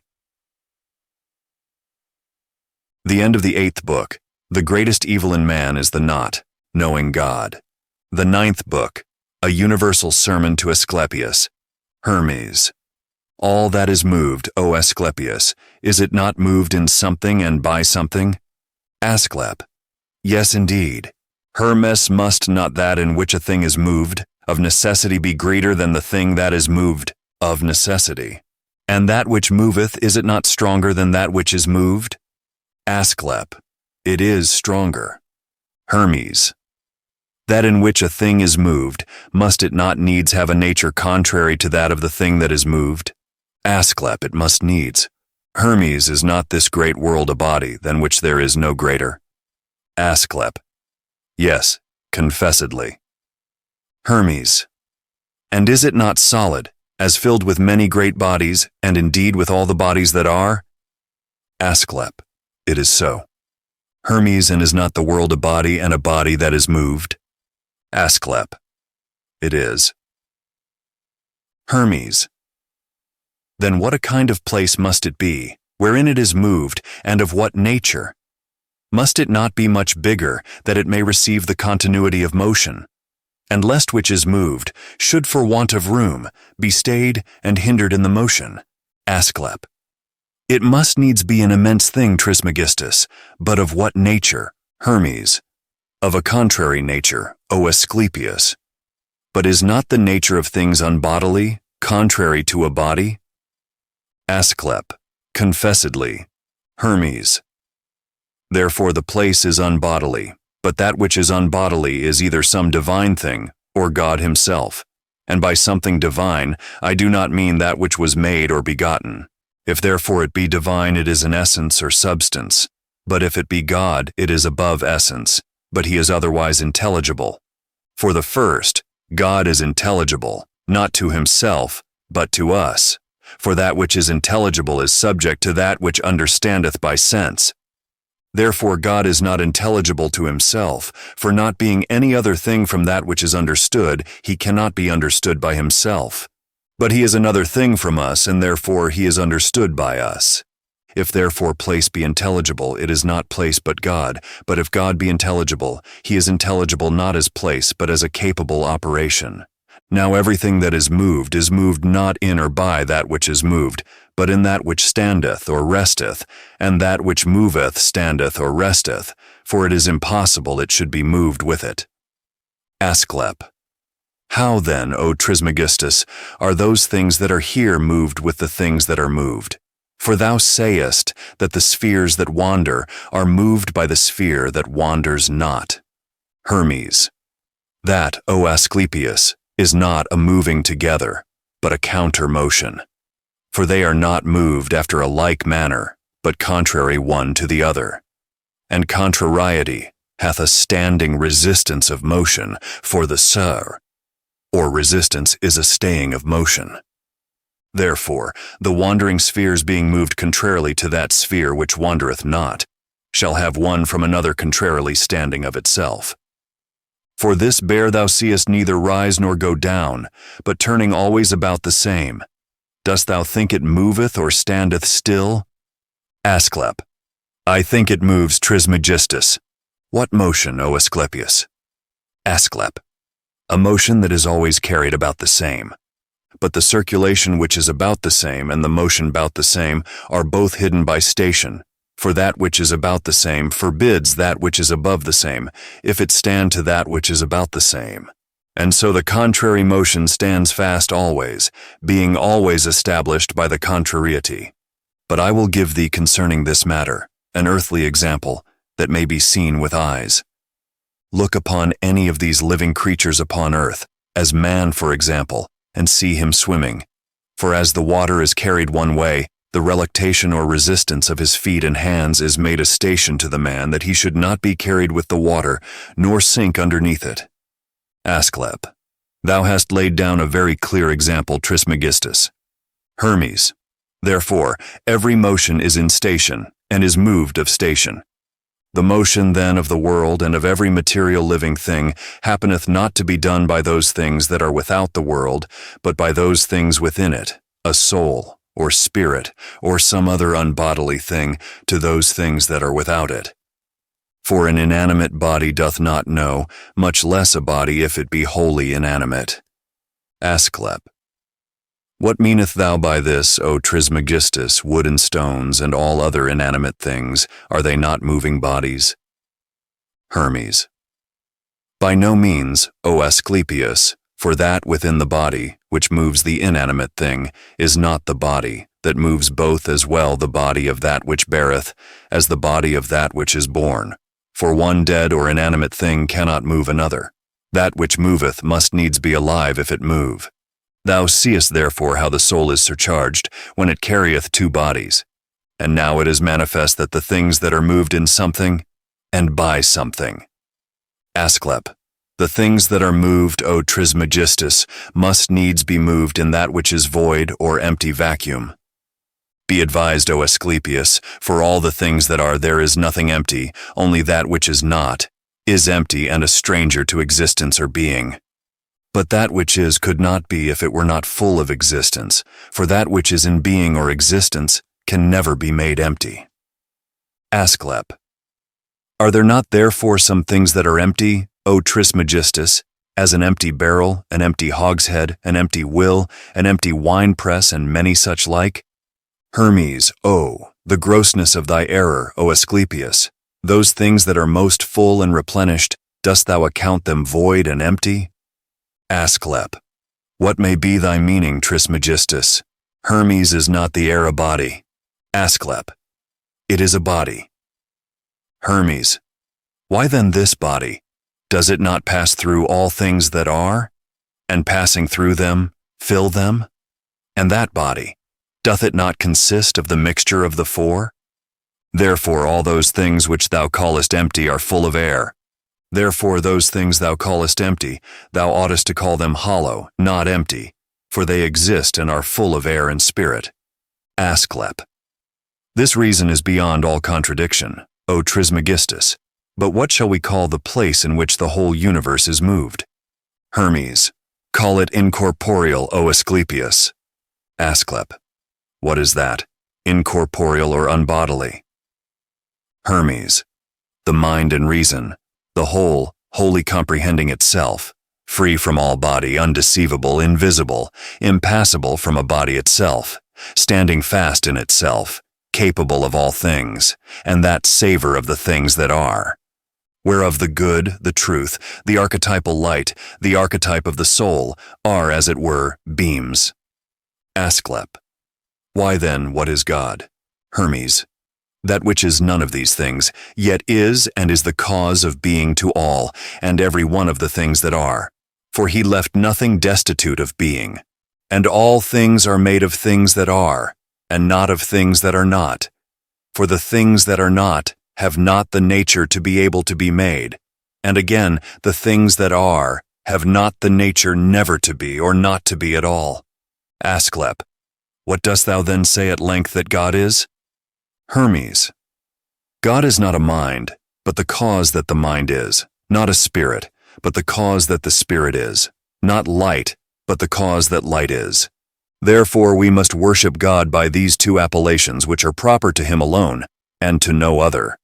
And this he is and nothing else, but all other things are separable from the nature of good. For the body and the soul have no place that is capable of or can contain the good. For the greatness of good is as great as the existence of all things that are, both bodily and unbodily, both sensible and intelligible. This is the good, even God. See therefore that thou do not at any time call aught else good, for so thou shalt be impious. Or any else God, but only the good, for so thou shalt again be impious. In word it is often said by all men the good, but all men do not understand what it is. But through ignorance they call both the gods, and some men good, that can never be or be made so. Therefore all the other gods are honored with the title or appellation of God, but God is the good, not according to heaven, but nature. For there is one nature of God, even the good, and one kind of them both, from whence all are kinds. For he that is good is the giver of all things and takes nothing, and therefore God gives all things and receives nothing. The other title and appellation is the Father, because of his making all things, for it is the part of a father to make.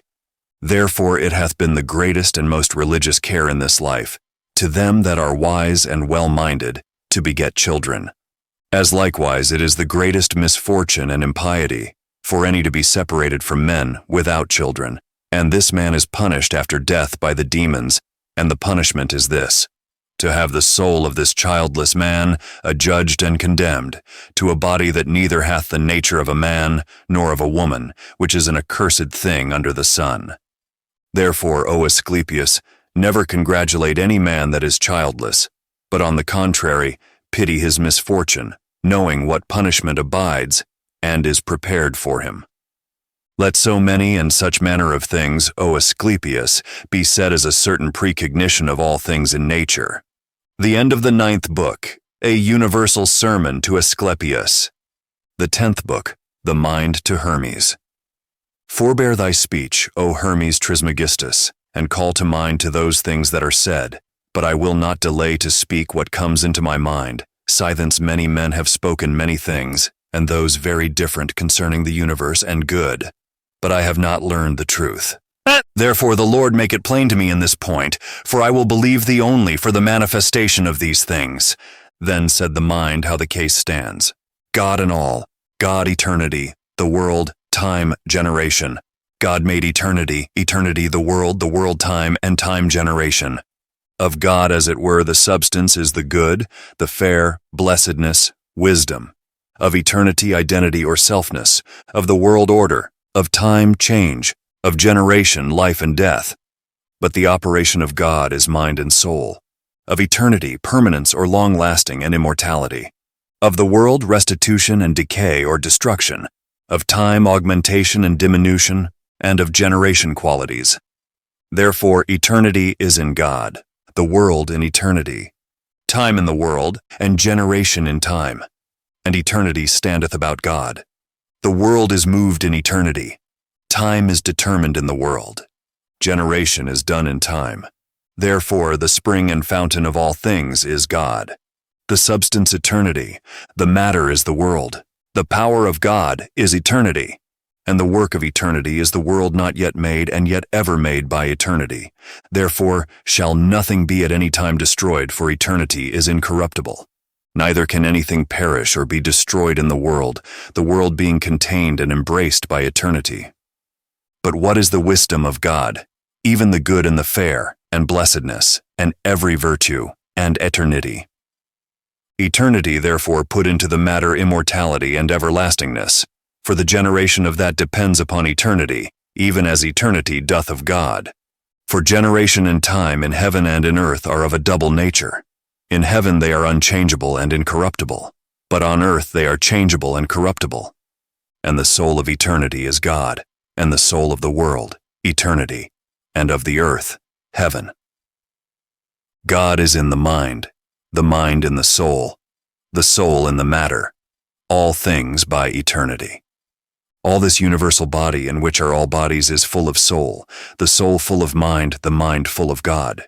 For within he fills them, and without he contains them, quickening the universe. Without he quickens this perfect living thing, the world, and within all living creatures. And above in heaven he abides in identity or selfness, but below upon earth he changeth generation. Eternity comprehendeth the world either by necessity, or providence, or nature. And if any man shall think any other thing, it is God that actuateth or operateth this all. But the operation or act of God is power insuperable, to which none may compare anything, either humane or divine. Therefore, O Hermes, think none of these things below or the things above in any wise like unto God, for if thou dost, thou errest from the truth. For nothing can be like the unlike and only and one, nor mayest thou think that he hath given of his power to any other thing. For who after him can make anything, either of life or immortality, of change or of quality? And himself, what other things should he make? For God is not idle, for then all things would be idle, for all things are full of God.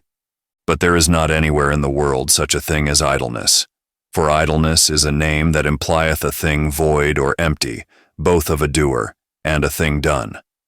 But all things must necessarily be made or done both always, and according to the nature of every place. For he that maketh or doth is in all things, yet not fastened or comprehended in anything, nor making or doing one thing, but all things.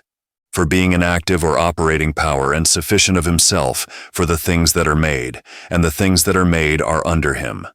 Look upon through me the world is subject to thy sight, and understand exactly the beauty thereof. A body perpetual, than the which there is nothing more ancient, yet always vigorous and young. See also the seven worlds set over us, adorned with an everlasting order, and filling eternity with a different course. For all things are full of light, but the fire is nowhere. For the friendship and commixture of contraries and unlike become light shining from the act or operation of God, the Father of all good, the Prince of all order, and the ruler of the seven worlds. Look also upon the moon, the forerunner of them all, the instrument of nature, and which changeth the matter here below. Behold the earth the middle of the whole, the firm and stable foundation of the fair world, the feeder and nurse of earthly things. Consider, moreover, how great the multitude is of immortal living things, and of mortal ones also, and see the moon going about in the midst of both, to wit, of things immortal and mortal. But all things are full of soul, and all things are properly moved by it, some things about the heaven, and some things about the earth, and neither of those on the right hand to the left, nor those on the left hand to the right, nor those things that are above downward, nor those things that are below upwards. And that all these things are made, O beloved Hermes, thou needst not learn of me. For they are bodies and have a soul and are moved, and that all these should come together into one it is impossible without something to gather them together. Therefore there must be some such ones, and he altogether one. For seeing that the motions are divers and many, and the bodies not alike, and yet one ordered swiftness among them all, it is impossible there should be two or more makers. For one order is not kept by many. But in the weaker there would be jealousy of the stronger, and thence also contentions. And if there were one maker of mutable mortal living wights, he would desire also to make immortal ones, as he that were the maker of immortal ones would do to make mortal. Moreover also, if there were two, the matter of being one, who should be chief, or have the disposing of the future? Or if both of them, which of them the greater part? But thinks thus that every living body hath its consistence of matter and soul, and of that which is immortal and that which is mortal and unreasonable. For all living bodies have a soul, and those things that are not living are only matter by itself. And the soul likewise of itself, drawing near her Maker, is the cause of life and being the cause of life is, after a manner, the cause of immortal things. How then are mortal wights other from immortal? Or how cannot he make living wights that causeth immortal things and immortality? That there is some body that doth these things it is apparent, and that he is also one, it is most manifest. For there is one soul, one life, and one matter. Who is this? Who can it be other than the one God? For whom else can it benefit to make living things save only God alone? There is therefore one God. For it is a ridiculous thing to confess the world to be one sun, one moon, one divinity, and yet to have I know not how many gods. He therefore being one doth all things in many things. And what great thing is it for God to make life and soul and immortality and change, when thyself dost so many things? For thou both seest, speaketh, and hearest, smellest, tastest, and touchest, walkest, understandest, and breathest. And it is not one that sees, and another that heareth, and another that speaketh, and another that toucheth, and another that smelleth, and another that walketh, and another that understandeth, and another that breatheth, but one that doth all these things. Yet neither can these things possibly be without God. For as thou, if thou shouldest cease from doing these things, were not a living wight, so if God should cease from those, he were not, which is not lawful to say, any longer God. For if it be already demonstrated that nothing can be idle or empty, how much more may be affirmed of God? For if there be anything which he doth not do, then is he, if it were lawful to say so, imperfect. Whereas seeing he is not idle but perfect, certainly he doth all things. Now give thyself unto me, O Hermes, for a little while, thou shalt the more easily understand that it is the necessary work of God, that all things should be made or done that are done, or were once done, or shall be done. And this, O best beloved, is life, and this is the fair, and this is the good, and this is God. And if thou will understand this by work also, mark what happens to thyself when thou will generate. And yet this is not like unto him, for he is not sensible of pleasure, for neither hath he any other fellow workman. But being himself the only workman, he is always in the work, himself being that which he doth or maketh. For all things, if they were separate from him, must needs fall and die, as there being no life in them. And again, if all things be living wights, both which are in heaven and upon earth, and that there be one life in all things which are made by God, and that is God, then certainly all things are made or done by God. Life is the union of the mind and the soul. But death is not the destruction of those things that were gathered together, but a dissolving of the union. The image therefore of God is eternity, of eternity the world, of the world the Son, of the Son man. But the people say that changing is death, because the body is dissolved, and the life goeth into that which appeareth not. By this discourse, my dearest Hermes, I affirm as thou hearest, that the world is changed, because every day part thereof becomes invisible, but that it is never dissolved. And these are the passions of the world, revolutions and occultations, and revolution is a turning, but occultation is renovation. And the world, being all formed, hath not the forms lying without it, but itself changeth in itself. Seeing then the world is all formed, what must he be that made it? For without form he cannot be.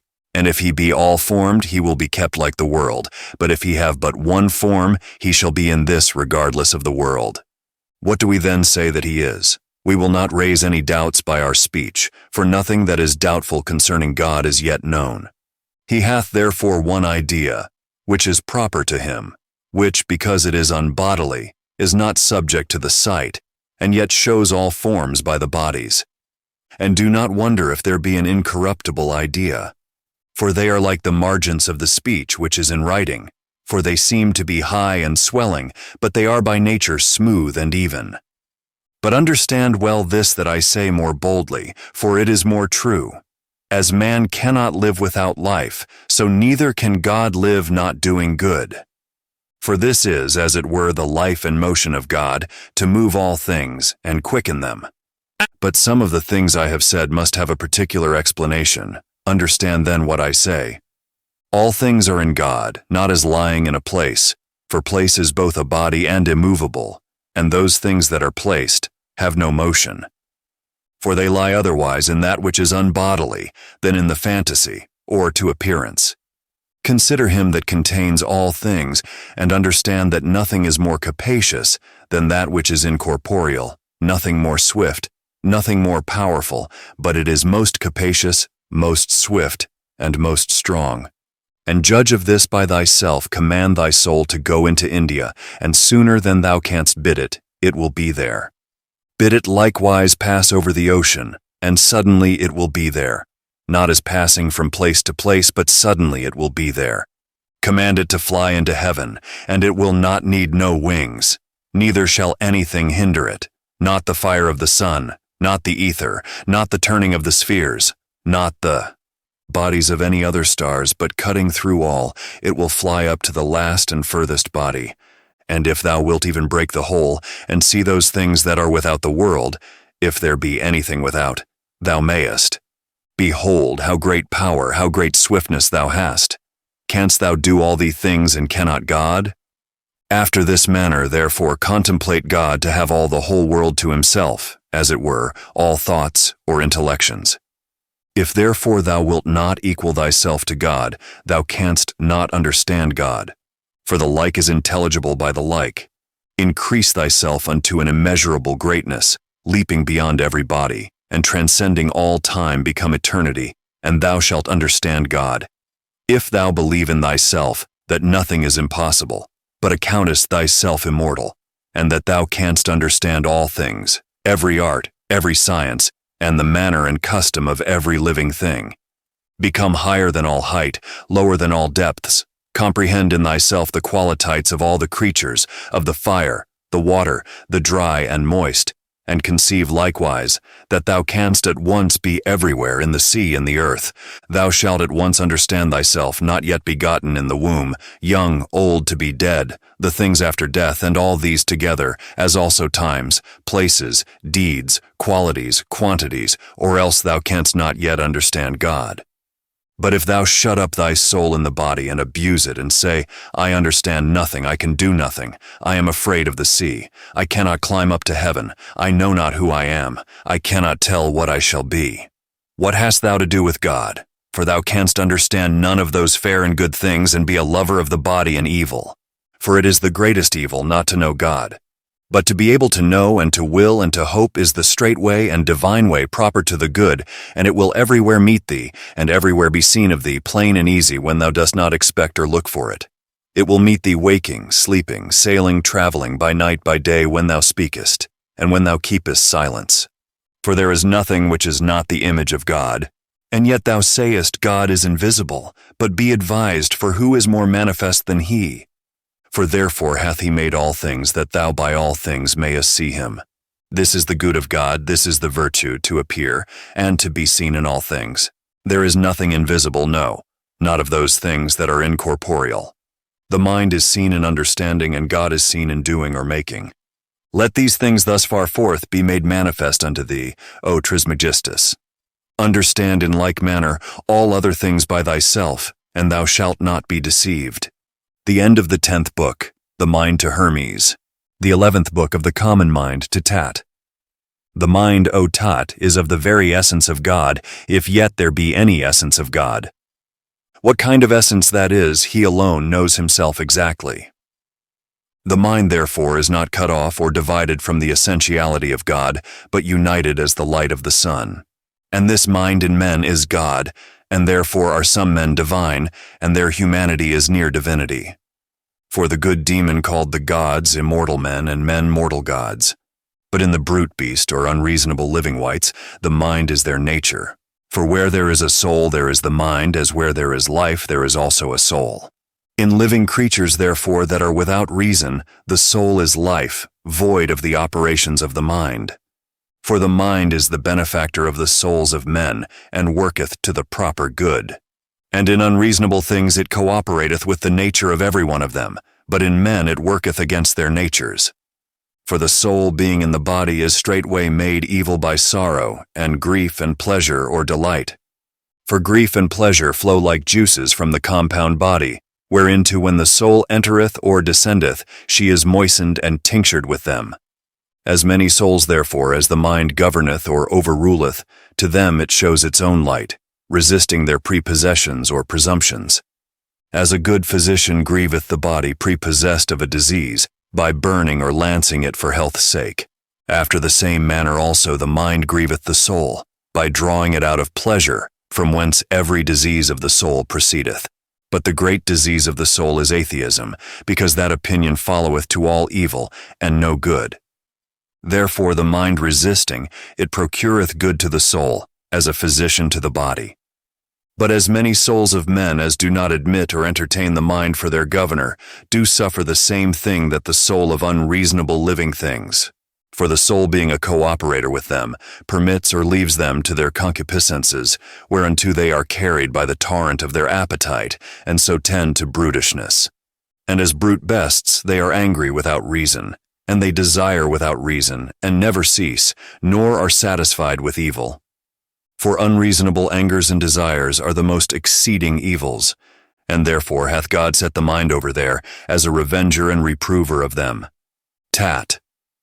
Hear, O Father, that discourse of fate of destiny, which thou madest to me, is in danger of being overthrown. For if it be fatal for any man to commit adultery or sacrilege, or do any evil, he is punished also, though he of necessity do the work of the fate or destiny.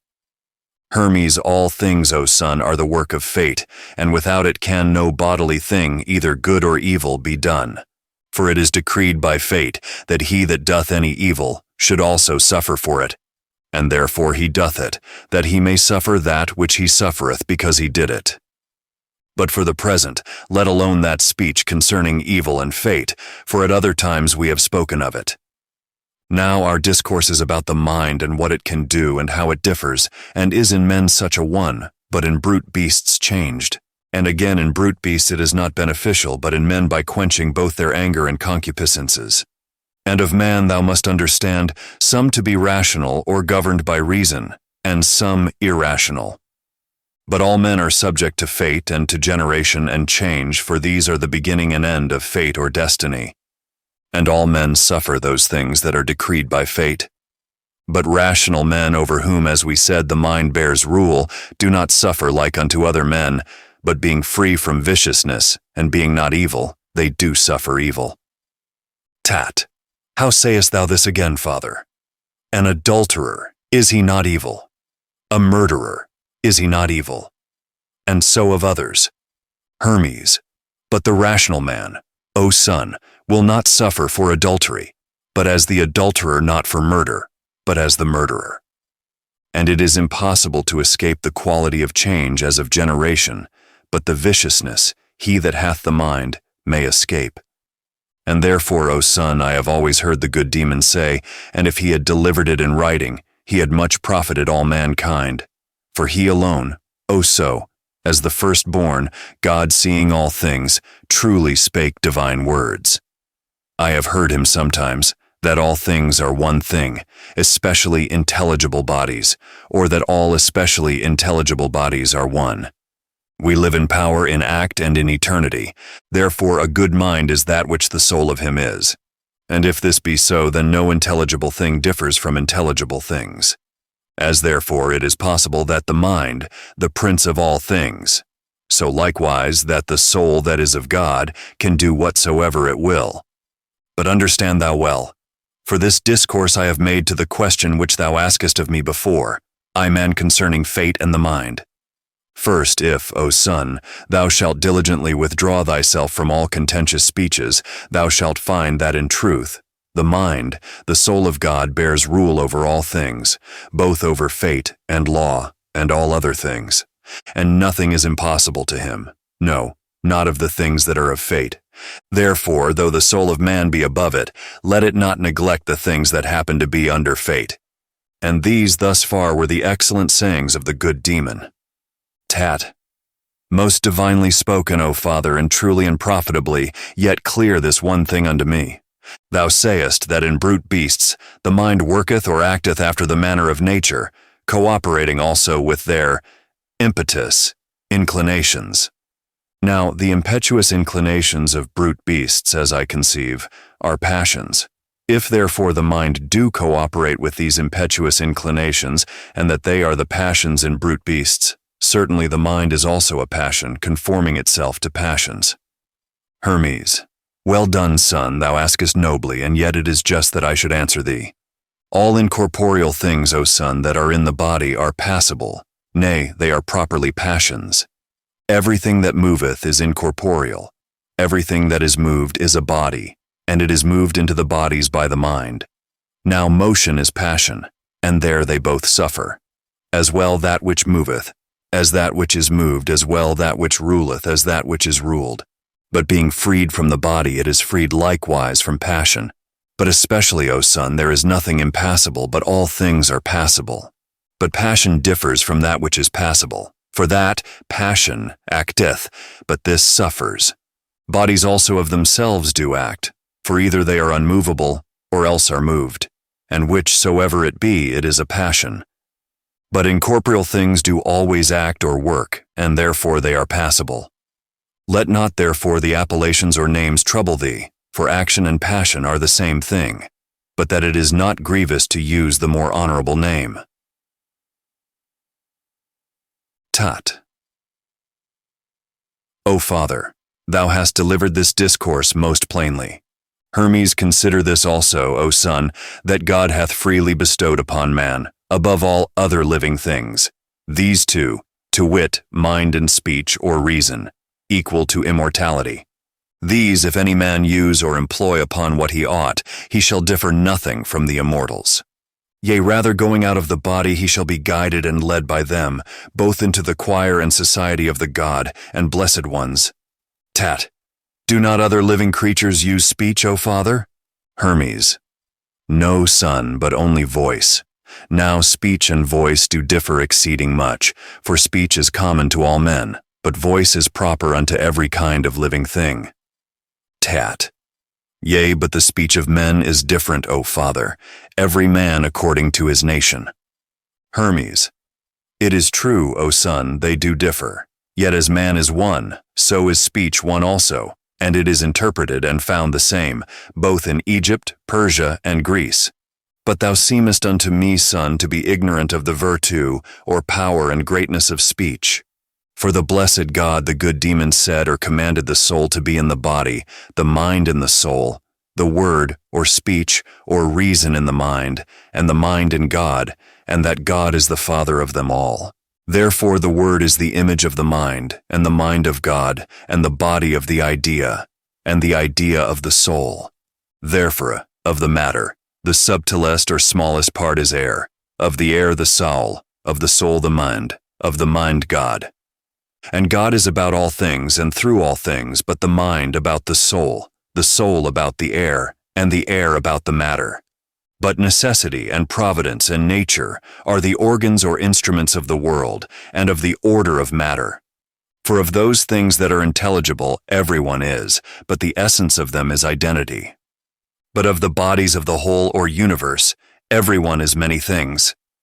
For the bodies that are put together, and that have and make their changes into other, having this identity, do always and preserve the incorruption of the identity. But in every one of the compound bodies there is a number. For without number it is impossible there should be consistence or constitution, or composition, or dissolution. But unities do both beget and increase numbers, and again being dissolved, come into themselves. And the matter is one.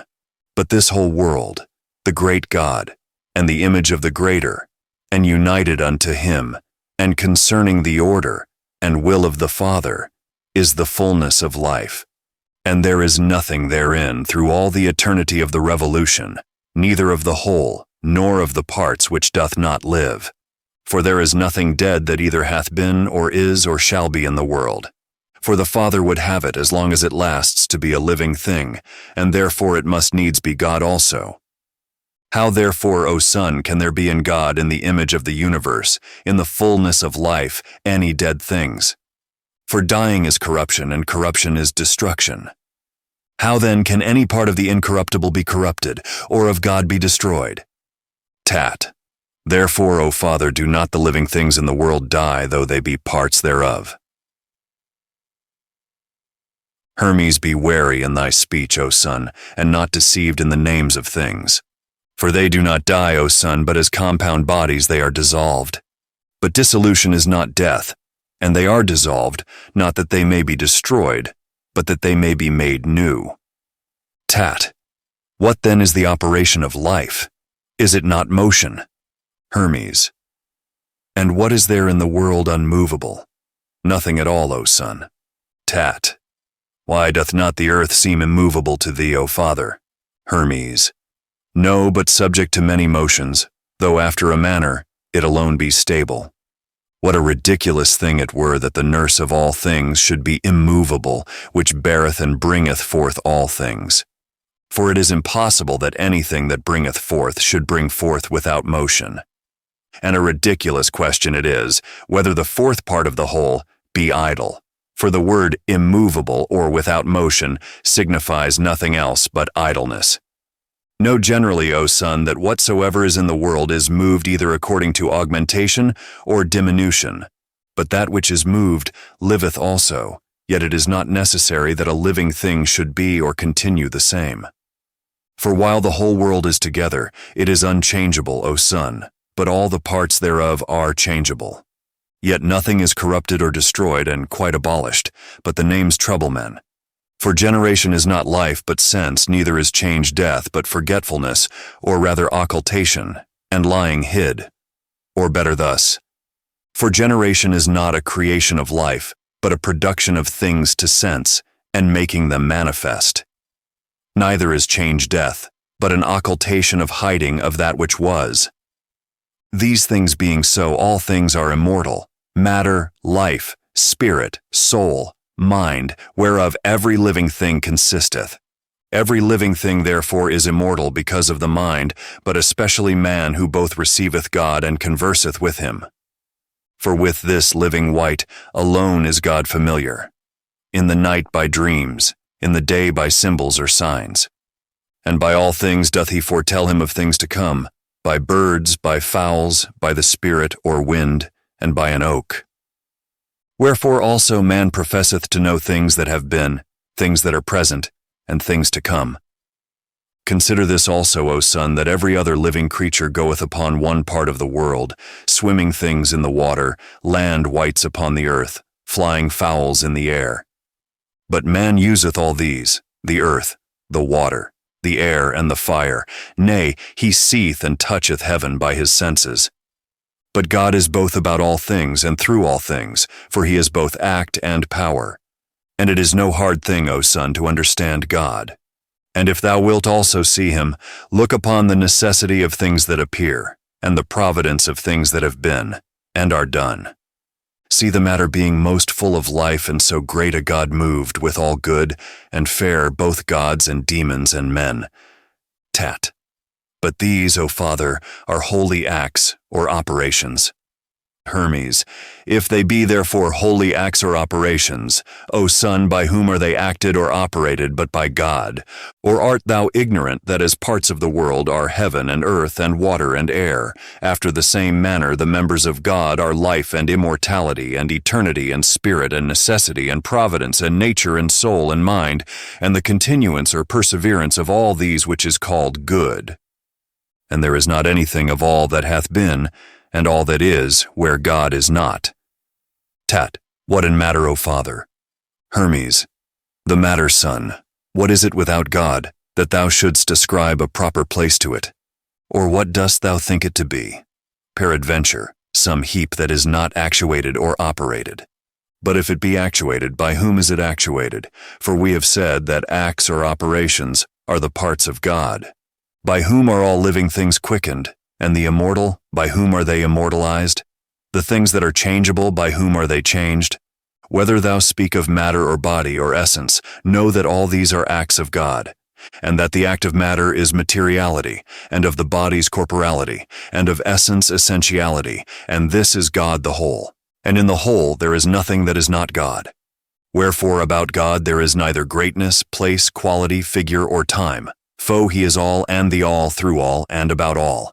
This word, O Son, worship and adore, and the only service of God is not to be evil. The end of the 11th book of the Common Mind to Tat. The 12th book, his crater or monas. The workman made this universal world, not with his hands, but his word. Therefore thus think of him as present everywhere, and being always and making all things, and one above, that by his will hath framed the things that are. For that is his body, not tangible, nor visible, nor measurable, nor extensible, nor like any other body. For it is neither fire, nor water, nor air, nor wind, but all these things are of him. For being good he hath dedicated that name unto himself alone. But he would also adorn the earth, but with the ornament of a divine body. And he sent man, an immortal and a mortal wight. And man had more than all living creatures and the world, because of his speech and mind. For man became the spectator of the works of God, and wondered and acknowledged the Maker. For he divided speech among all men, but not mind, and yet he envied not any. For envy comes not thither, but is abode here below in the souls of men, that have not the mind. Tat. But wherefore, Father, did not God distribute the mind to all men? Hermes. Because it pleased him, O son, to set that in the middle among all souls, as a reward to strive for. Tat. And where hath he set it? Hermes, filling a large cup or bowl therewith, he sent it down, giving also a crier or proclaimer. And he commanded him to proclaim these things to the souls of men. Dip and wash thyself, thou that art able in this cup or bowl, thou that believeth that thou shalt return to him that sent this cup, thou that acknowledgest whereunto thou wert made. As many therefore as understood the proclamation and were baptized or doused into the mind, these were made partakers of knowledge, and became perfect men, receiving the mind. But as many as missed of the proclamation, they received speech, but not mind, being ignorant whereunto they were made, or by whom. But their senses are just like to brute beasts, and having their temper in anger and wrath, they do not admire the things worthy of looking on. But wholly addicted to the pleasures and desires of the body, they believe that man was made for them. But as many as partake of the gift of God, these, O Tat, in comparison of their works, are rather immortal than mortal men. Comprehending all things in their mind, which are upon earth, which are in heaven, and if there be anything above heaven. And lifting up themselves so high they see the good, and seeing it, they account it a miserable calamity to make their abode here. And despising all things bodily and unbodily, they make haste to the one and only. Thus, O Tat, is the knowledge of the mind, the beholding of divine things and the understanding of God, the cup itself being divine. Tat. And I, O Father, would be baptized and drenched therein. Hermes, except thou first hate thy body. O son, thou canst not love thyself, but loving thyself, thou shalt have the mind, and having the mind, thou shalt also partake the knowledge or science. Tat. How meanest thou, O Father? Hermes. Because it is impossible, O son, to be conversant about things mortal and divine. For the things that are, being two bodies, and things incorporeal, wherein is the mortal and the divine, the election or choice of either is left to him that will choose, for no man can choose both. And of whichsoever the choice is made, the other being diminished or overcome, magnifieth the act or operation of the other. The choice of the better, therefore, is not only best for him that chooseth it, by deifying man, but it also showeth piety and religion towards God. But the choice of the worst destroys a man, but doth nothing against God, save that as pomps or pageants, when they come abroad, cannot do anything themselves but hinder. After the same manner also do these make pomps and pageants in the world, being seduced by the pleasures of the body. These things being so, O Tat, that things have been and are so plenteously ministered to us from God, let them proceed also from us, without any scarcity or sparing. For God is innocent or guiltless, but we are the causes of evil, preferring them before the good. Thou seest, O son, how many bodies we must go beyond, and how many choirs of demons, and what continuity and courses of stars, that we may make haste to the one, and only God. For the good is not to be transcended, it is unbounded and infinite, unto itself, without beginning, but unto us, seeming to have a beginning, even our knowledge of it. For our knowledge is not the beginning of it, but shows us the beginning of its being known unto us. Let us therefore lay hold of the beginning, and we shall quickly go through all things. It is indeed a difficult thing to leave those things that are accustomable and present, and turn us to those things that are ancient, and according to the original. For these things that appear delight us, but make the things that appear not hard to believe, or the things that appear not are hard to believe. The things most apparent are evil, but the good is secret, or hid in, or to the things that appear, for it hath neither form nor figure. For this cause it is like to itself, but unlike everything else, for it is impossible that anything incorporeal should be made know, or appear to a body. For this is the difference between the like and the unlike, and the unlike wanteth always somewhat of the like. For the unity, beginning, and root of all things, as being the root and beginning. Nothing is without a beginning, but the beginning is of nothing, but of itself, for it is the beginning of all other things. Therefore it is, seeing it is not from another beginning. Unity therefore being the beginning containeth very number, but itself is contained of none, and begetteth every number, itself being begotten of no other number. Everything that is begotten or made is imperfect and may be divided, increased, diminished. But to the perfect there happeneth none of these. And that which is increased by unity, but is consumed and vanished through weakness, being not able to receive the unity. This image of God have I described to thee, O Tat, as well as I could, which if thou do diligently consider, and view by the eyes of thy mind, and hear, believe me, son, thou shalt find the way to things above, or rather the image itself will lead thee. But the spectacle or sight hath this peculiar and proper, them that can see and behold it, it holds fast and draws unto it, as they say, the lodestone doth iron. The end of the 12th book, his crater or monas, the 13th book of sense and understanding. Yesterday, Asclepius, I delivered a perfect discourse, but now I think it necessary, in suite of that, to dispute also of sense. For sense and understanding seem to differ, because the one is material and the other essential. But unto me they appear to be both one or united, and not divided in men, I mean. For in other living creatures sense is united into nature, but in men to understanding. But the mind differs from understanding, as much a God from divinity. For divinity is from under God, and understanding from the mind, being the sister of the word or speech, and they the instruments one of another. For neither is the word pronounced without understanding, neither is understanding manifested without the word. Therefore sense and understanding do both flow together into a man, as if they were enfolded one within another. For neither is it possible without sense to understand, nor can we have sense without understanding. And yet it is possible, for the time being, that the understanding may understand without sense, as they that fancy visions in their dreams. But it seems unto me that both the operations are in the visions of dreams, and that the sense is stirred up out of sleep, into awakening. For man is divided into a body and a soul.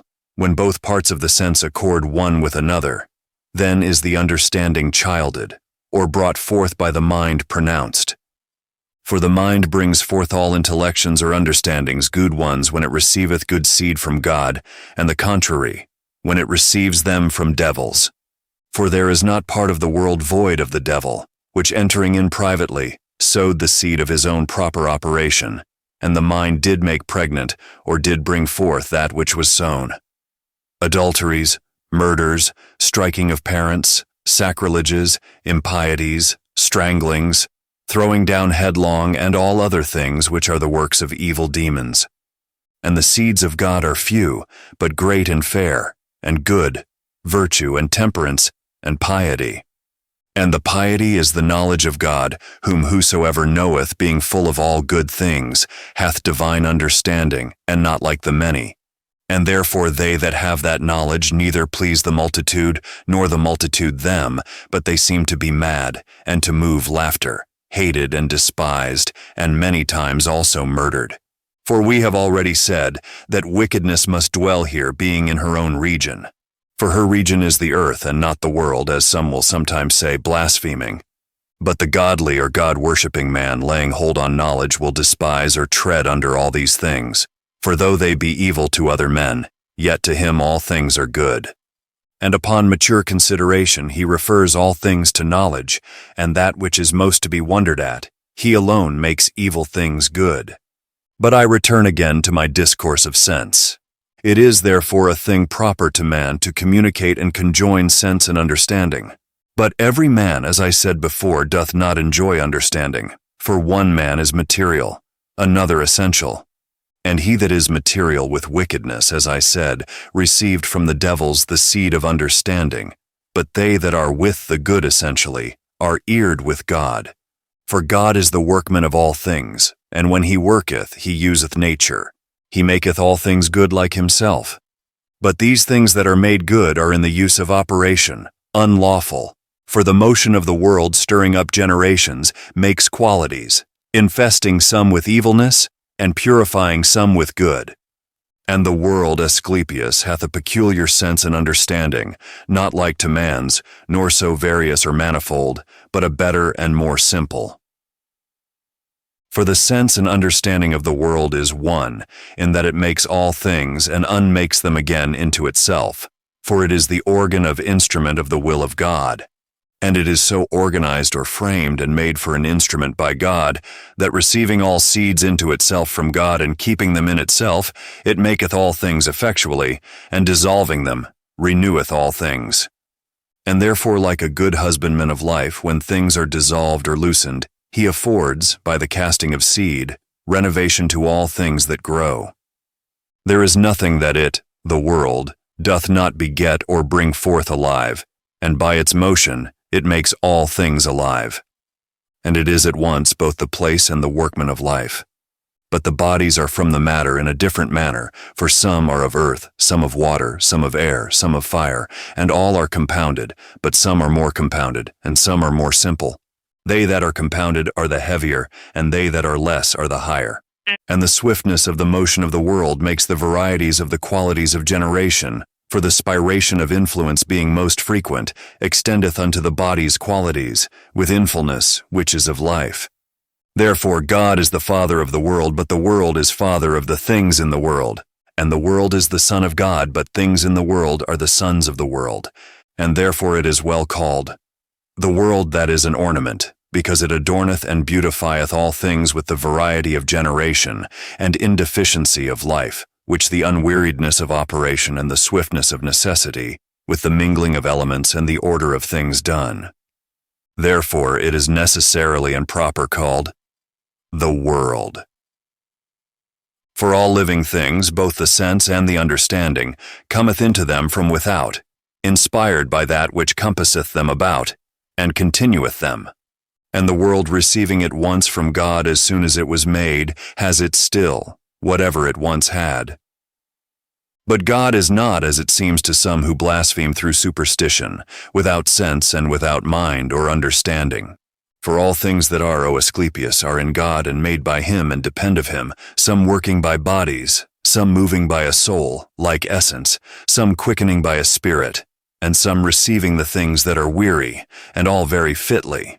Or rather I say that he hath them not, but I declare the truth, he is all things, not receiving them from without, but exhibiting them outwardly. And this is the sense and understanding of God, to move all things always. And there shall never be any time when any of these things that are shall fail, or be wanting. When I say the things that are, I mean God, for the things that are God hath, and neither is there anything without him, nor he without anything. These things, O Asclepius, will appear to be true if thou understand them, but if thou understand them not, incredible. For to understand is to believe, but not to believe is not to understand. For my speech or words reach not unto the truth, but the mind is great, and being led or conducted for a while by speech, is able to attain to the truth. And understanding all things round about, and finding them consonant and agreeable to those things that were delivered, and interrupted by speech, believeth, and in that good belief resteth. To them, therefore, that understand the things that have been said of God, they are credible, but to them that understand them not, incredible. And let these and thus many things be spoken concerning understanding and sense. The end of the 13th book of Sense and Understanding. The 14th book of Operation and Sense, Tat. Thou hast well explained these things, Father. Teach me furthermore these things, for thou sayest that science and art were the operations of the rational, but now thou sayest that beasts are unreasonable, and for want of reason both are and are called brutes, so that by this reason it must needs follow, that unreasonable creatures partake not of science or art, because they come short of reason. Hermes. It must needs be so, son. Tat. Why then, O Father, do we see some unreasonable living creatures use both science and art? As the pismeres treasure up for themselves food against winter, and fowls of the air likewise make them nests, and four-footed beasts know their own dens? These things they do, O son, not by science or art, but by nature. For science and art are things that are taught, but none of these brute beasts are taught any of these things. But these things being natural unto them are wrought by nature, whereas art and science do not happen unto all, but unto some. As men are musicians, but not all. Neither are all archers or huntsmen or the rest, but some of them have learned something by the working of science, or art. After the same manner also, if some pismires did so and some not, thou mightest well say, they gather their food according to science and art. But being, they are all led by nature to the same thing, even against their wills, it is manifest they do not do it by science or art. For operations, O Tat, being unbodily, are in bodies and work by bodies. Wherefore, O Tat, inasmuch as they are unbodily, thou must needs say they are immortal. But inasmuch as they cannot act without bodies, I say they are always in a body. For those things that are to anything, or for the cause of anything made subject to providence or necessity, cannot possibly remain idle of their own proper operation. For that which is shall ever be, for both the body and the life of it is the same. And by this reason it follows that the bodies also are always, because I affirm that this corporeity is always by the act and operation, or for them.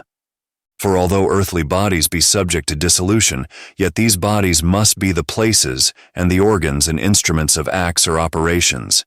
But acts or operations are immortal, and that which is immortal is always in act, and therefore also corporification if it be always. Acts or operations do follow the soul, yet come not suddenly or promiscuously, but some of them come together with being made man, being about brutish or unreasonable things. But the purer operations do insensibly in the change of time work with the oblique part of the soul. And these operations depend upon bodies, and truly they that are corporifying come from the divine bodies into mortal ones.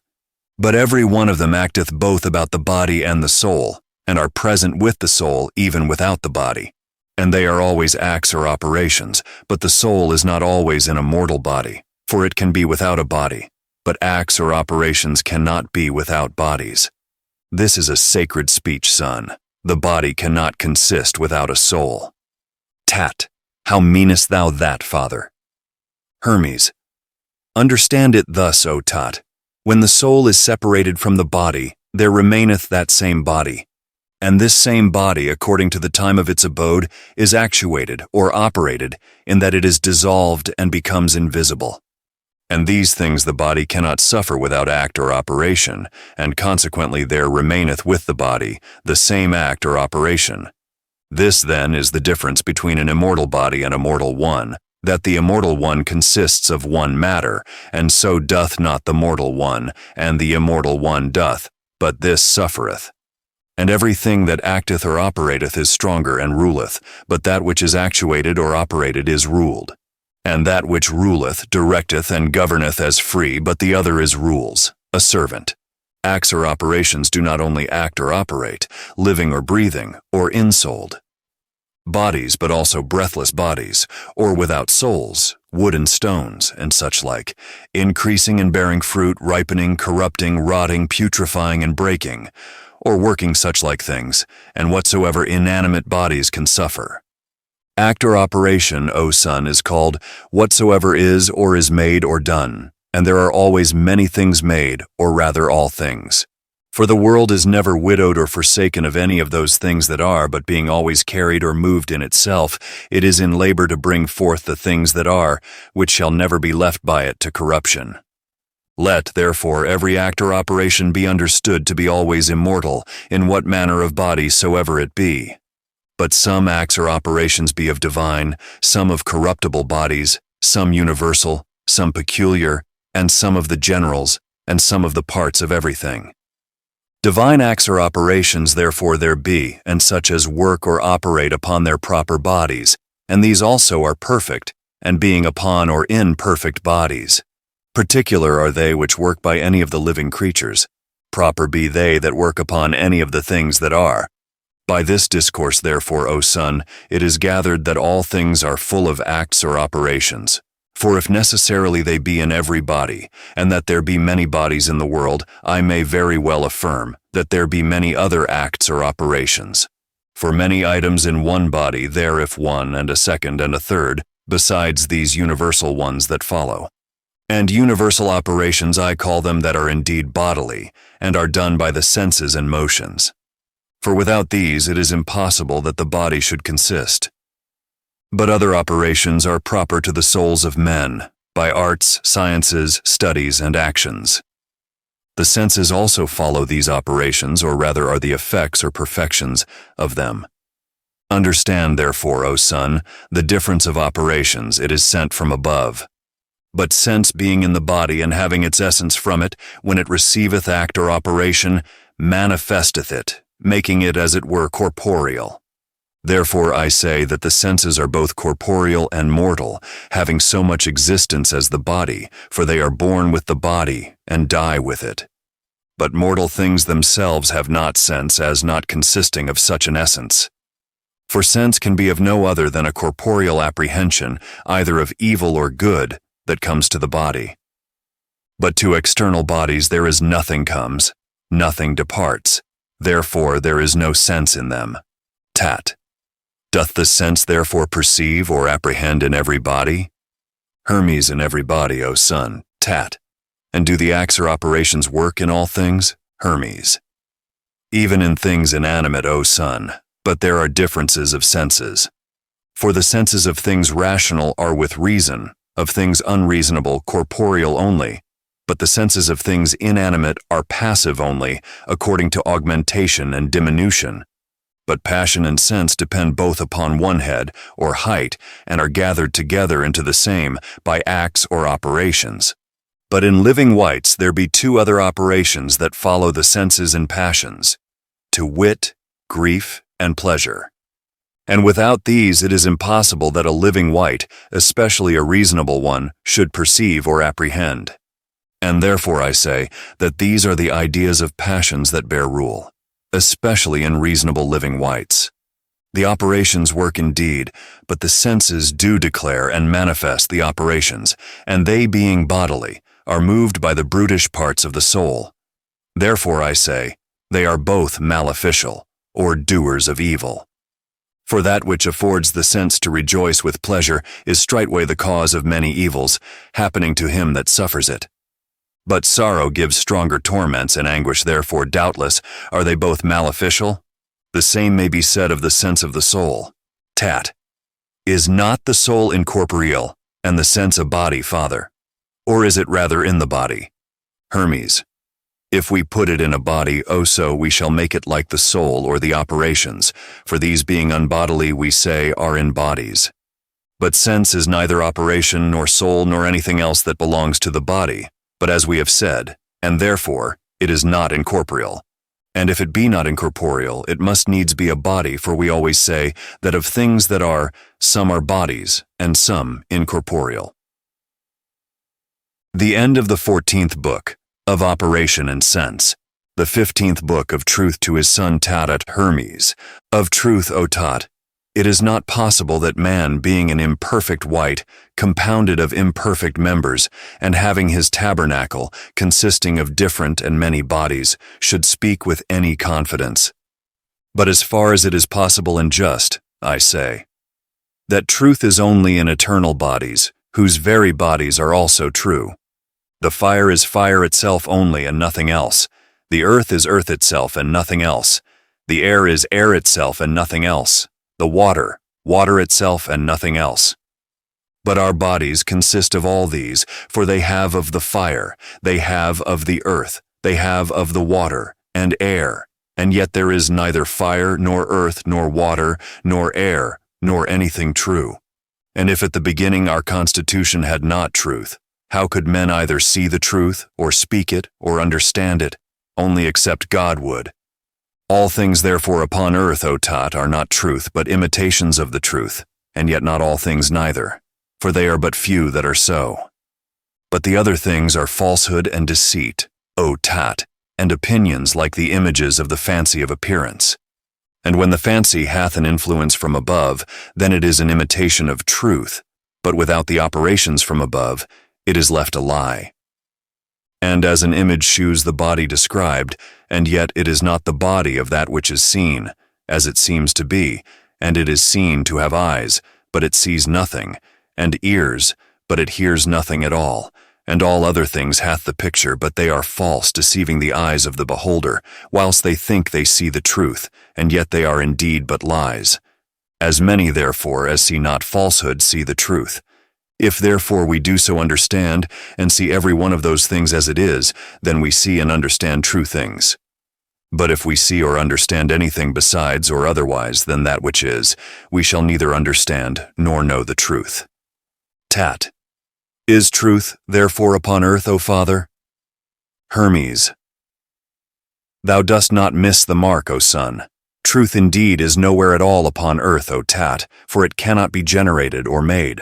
But concerning the truth, it may be that some men to whom God will give the good seeing power may understand it. So that unto the mind and reason there is nothing true indeed upon earth. But unto the true mind and reason all things are fancies or appearances and opinions. Tat. Must we not therefore call it truth, to understand and speak the things that are? Hermes. But there is nothing true upon earth. Tat. How then is this true, that we do not know anything true? How can that be done here? Hermes. O Son, truth is the most perfect virtue and the highest good itself, not troubled by matter, not encompassed by a body, naked, clear, unchangeable, venerable, unalterable good. But the things that are here, O Son, are visible, incapable of good, corruptible, passible, dissolvable, changeable, continually altered, and made of another. The things therefore that are not true to themselves, how can they be true? For everything that is altered is a lie, not abiding in what it is, but being changed it shows us always other and other appearances. Tat. Is not man true, O Father? Hermes. As far forth as he is a man, he is not true, Son, for that which is true hath of itself alone its constitution, and remains and abides according to itself, such as it is. But man consists of many things, and doth not abide of himself, but is turned and changed, age after age, idea after idea, or form after form, and this while he is yet in the tabernacle. And many have not known their own children after a little while, and many children likewise have not known their own parents. Is it then possible, O Tat, that he who is so changed as is not to be known should be true? No, on the contrary, he is falsehood, being in many appearance of changes. But do thou understand the true to be that which abides the same and is eternal. But man is not ever, therefore not true. But man is a certain appearance, and appearance is the highest lie or falsehood. Tat. But these eternal bodies, Father, are they not true, though they be changed? Hermes. Everything that is begotten or made and changed is not true, but being made by our progenitor, they might have had true matter. But these also have in themselves something that is false in regard to their change, for nothing that remains not in itself is true. Tat. What shall one say then, Father, that only the Son, which besides the nature of other things, is not changed but abides in itself, is truth? Hermes. It is truth, and therefore is he only entrusted with the workmanship of the world, ruling and making all things, whom I do both honor and adore his truth, and after the one and first, I acknowledge him the workman. Tat. What therefore dost thou affirm to be the first truth, O Father? Hermes. The one and only, O Tat, that is not of matter, that is not in a body, that is without color, without figure or shape, immutable, unalterable, which always is, but falsehood, O Son, is corrupted. And corruption hath laid hold upon all things on earth, and the providence of the true encompasseth, and will encompass them. For without corruption there can no generation consist. For corruption followeth every generation, that it may again be generated. For those things that are generated must of necessity be generated of those things that are corrupted, and the things generated must needs be corrupted, that the generation of things being may not stand still or cease. Acknowledge therefore the first workman by the generation of things. Consequently, the things that are generated of corruption are false, as being sometimes one thing, sometimes another. For it is impossible they should be made the same things again, and that which is not the same. How is it true? Therefore, O Son, we must call these things fancies or appearances. And if we will give a man his right name, we must call him the appearance of manhood, and a child, the fancy or appearance of a child, an old man, the fancy or appearance of an old man, a young man, the appearance of a young man, and a man of ripe age, the appearance of a man of ripe age. For neither is a man, nor a child, nor a young man, nor an old man, But the things that pre-exist and that are being changed are false. These things understand thus, O son, as these false operations, having their dependence from above, even of the truth itself. Which being so, I do affirm that falsehood is the work of the truth. The end of the 15th book of Truth to His Son Tat. The 16th book that none of the things that are can perish, Hermes. We must now speak of the soul and body, O son, after what manner the soul is immortal, and what operation that is which constitutes the body and dissolves it. But in none of these is death, for it is a conception of a name, which is either an empty word, or else it is wrongly called death, by taking away the first letter, instead of immortal. For death is destruction, but there is nothing in the whole world that is destroyed. For if the world be a second God and an immortal living wight, it is impossible that any part of an immortal living wight should die. But all things that are in the world are members of the world, especially man, the reasonable living wight. For the first of all is God, the eternal, the unmade, and the workman of all things. The second is the world, made by him, after his own image, and by him holden together, and nourished and immortalized, and as from its own Father, ever living. So that as immortal it is ever living and ever immortal. For that which is ever living differs from that which is eternal.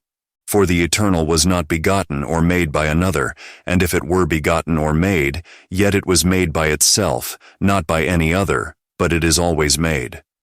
For the eternal, as it is eternal, is the universi. For the Father himself is eternal of himself, but the world was made by the Father ever living and immortal.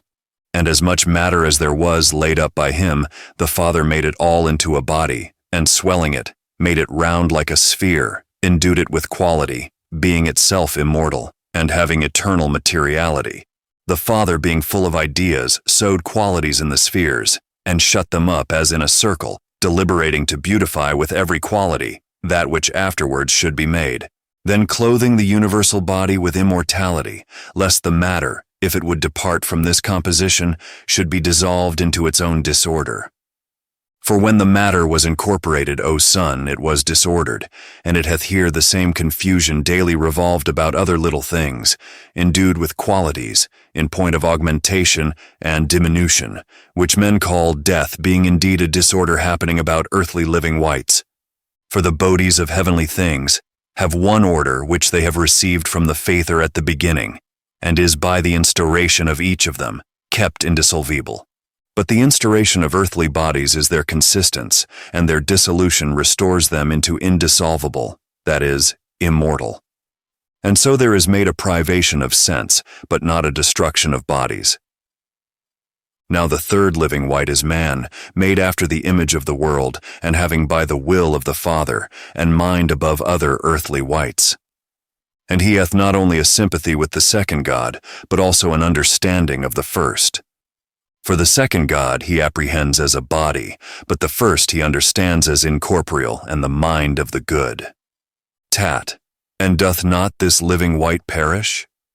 Hermes, speak advisedly, O son, and learn what God is, what the world, what an immortal wight, and what a dissolvable one is, and understand that the world is of God, and in God but man of the world, and in the world. The beginning and end and consistence of all is God. The end of the 16th book, that none of the things that are can perish. The 17th book to Asclepius, to be truly wise. Because, my son, Tat, in thy absence, would needs learn the nature of the things that are, he would not suffer me to give over, as coming very young to the knowledge of every individual, till I was forced to discourse to him many things at large, that his contemplation might from point to point be more easy and successful. But to thee I have thought good to write in few words, choosing out the principal heads of the things then spoken, and to interpret them more mystically, because thou hast both more years and more knowledge of nature. All things that appear were made and are made. Those things that are not made by themselves, but by another. And there are many things made, but especially all things that appear, and which are different, and not like. If the things that be made and done by another, there must be one that must make, and do them, and he, unmade, and more ancient than the things that are made. For I affirm the things that are made to be made by another, and it is impossible that of the things that are made, any should be more ancient than all, but only that which is not made. He is stronger, and one and only, knowing all things indeed, as not having anything more ancient than himself. For he bears rule, both over multitude and greatness, and the diversity of the things that are made, and the continuity of the facture and of the operation. Moreover, the things that are made are visible, but he is invisible, and for this cause he maketh them, that he may be visible, and therefore he makes them always. Thus it is fit to understand, and understanding to admire, and admiring to think thyself happy, that knowest thy natural father. For what is sweeter than a natural father? Who therefore is this, or how shall we know him? Or is it just to ascribe unto him alone the title and appellation of God, or of the Maker, or of the Father, or all three? That of God because of his power, the Maker because of his working and operation, and the Father because of his goodness. For power is different from the things that are made, but act or operation in that all things are made. Wherefore, letting go all much and vain talking, we must understand these two things, that which is made and him which is the Maker, for there is nothing in the middle between these two, nor is there any third. Therefore, understanding all things, remember these two, and think that these are all things, putting nothing into doubt, neither of the things above, nor of the things below, neither of things changeable, nor things that are in darkness or secret. For all things are but two things, that which maketh and that which is made, and the one of them cannot depart, or be divided from the other. For neither is it possible that the Maker should be without the thing made, for either of them is the selfsame thing. Therefore cannot the one of them be separated from the other, no more than a thing can be separated from itself. For if he that makes be nothing else but that which makes alone, simple, uncompounded, it is of necessity that he makes the same thing to himself, to whom it is the generation of him that maketh to be also all that is made. For that which is generated or made must necessarily be generated or made by another, but without the Maker that which is made neither is made nor is. For the one of them without the other has lost his proper nature by the privation of the other. So if these two be confessed, that which maketh and that which is made, then they are one in union, this going before, and that following. And that which goeth before is God the Maker, and that which follows is that which is made, be it what it will. And let no man be afraid because of the variety of things that are made or done, lest he should case an aspersion of baseness or infamy upon God, for it is the only glory of him to do, or make all things. And this making or facture is as it were the body of God, and to him that maketh or doth there is nothing evil or filthy to be imputed, or there is nothing thought evil or filthy. For these are passions that follow generation, as rust doth copper, or as excrements do the body. But neither did the coppersmith make the rust, nor the maker of the filth, nor God the evilness. But the vicissitude of generation doth make them, as it were, to blossom out, and for this cause did make change to be, as one should say, the purgation of generation.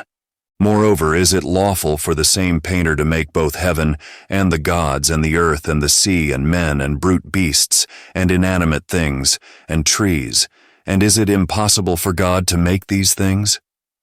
Oh, the great madness and ignorance of men in things that concern God!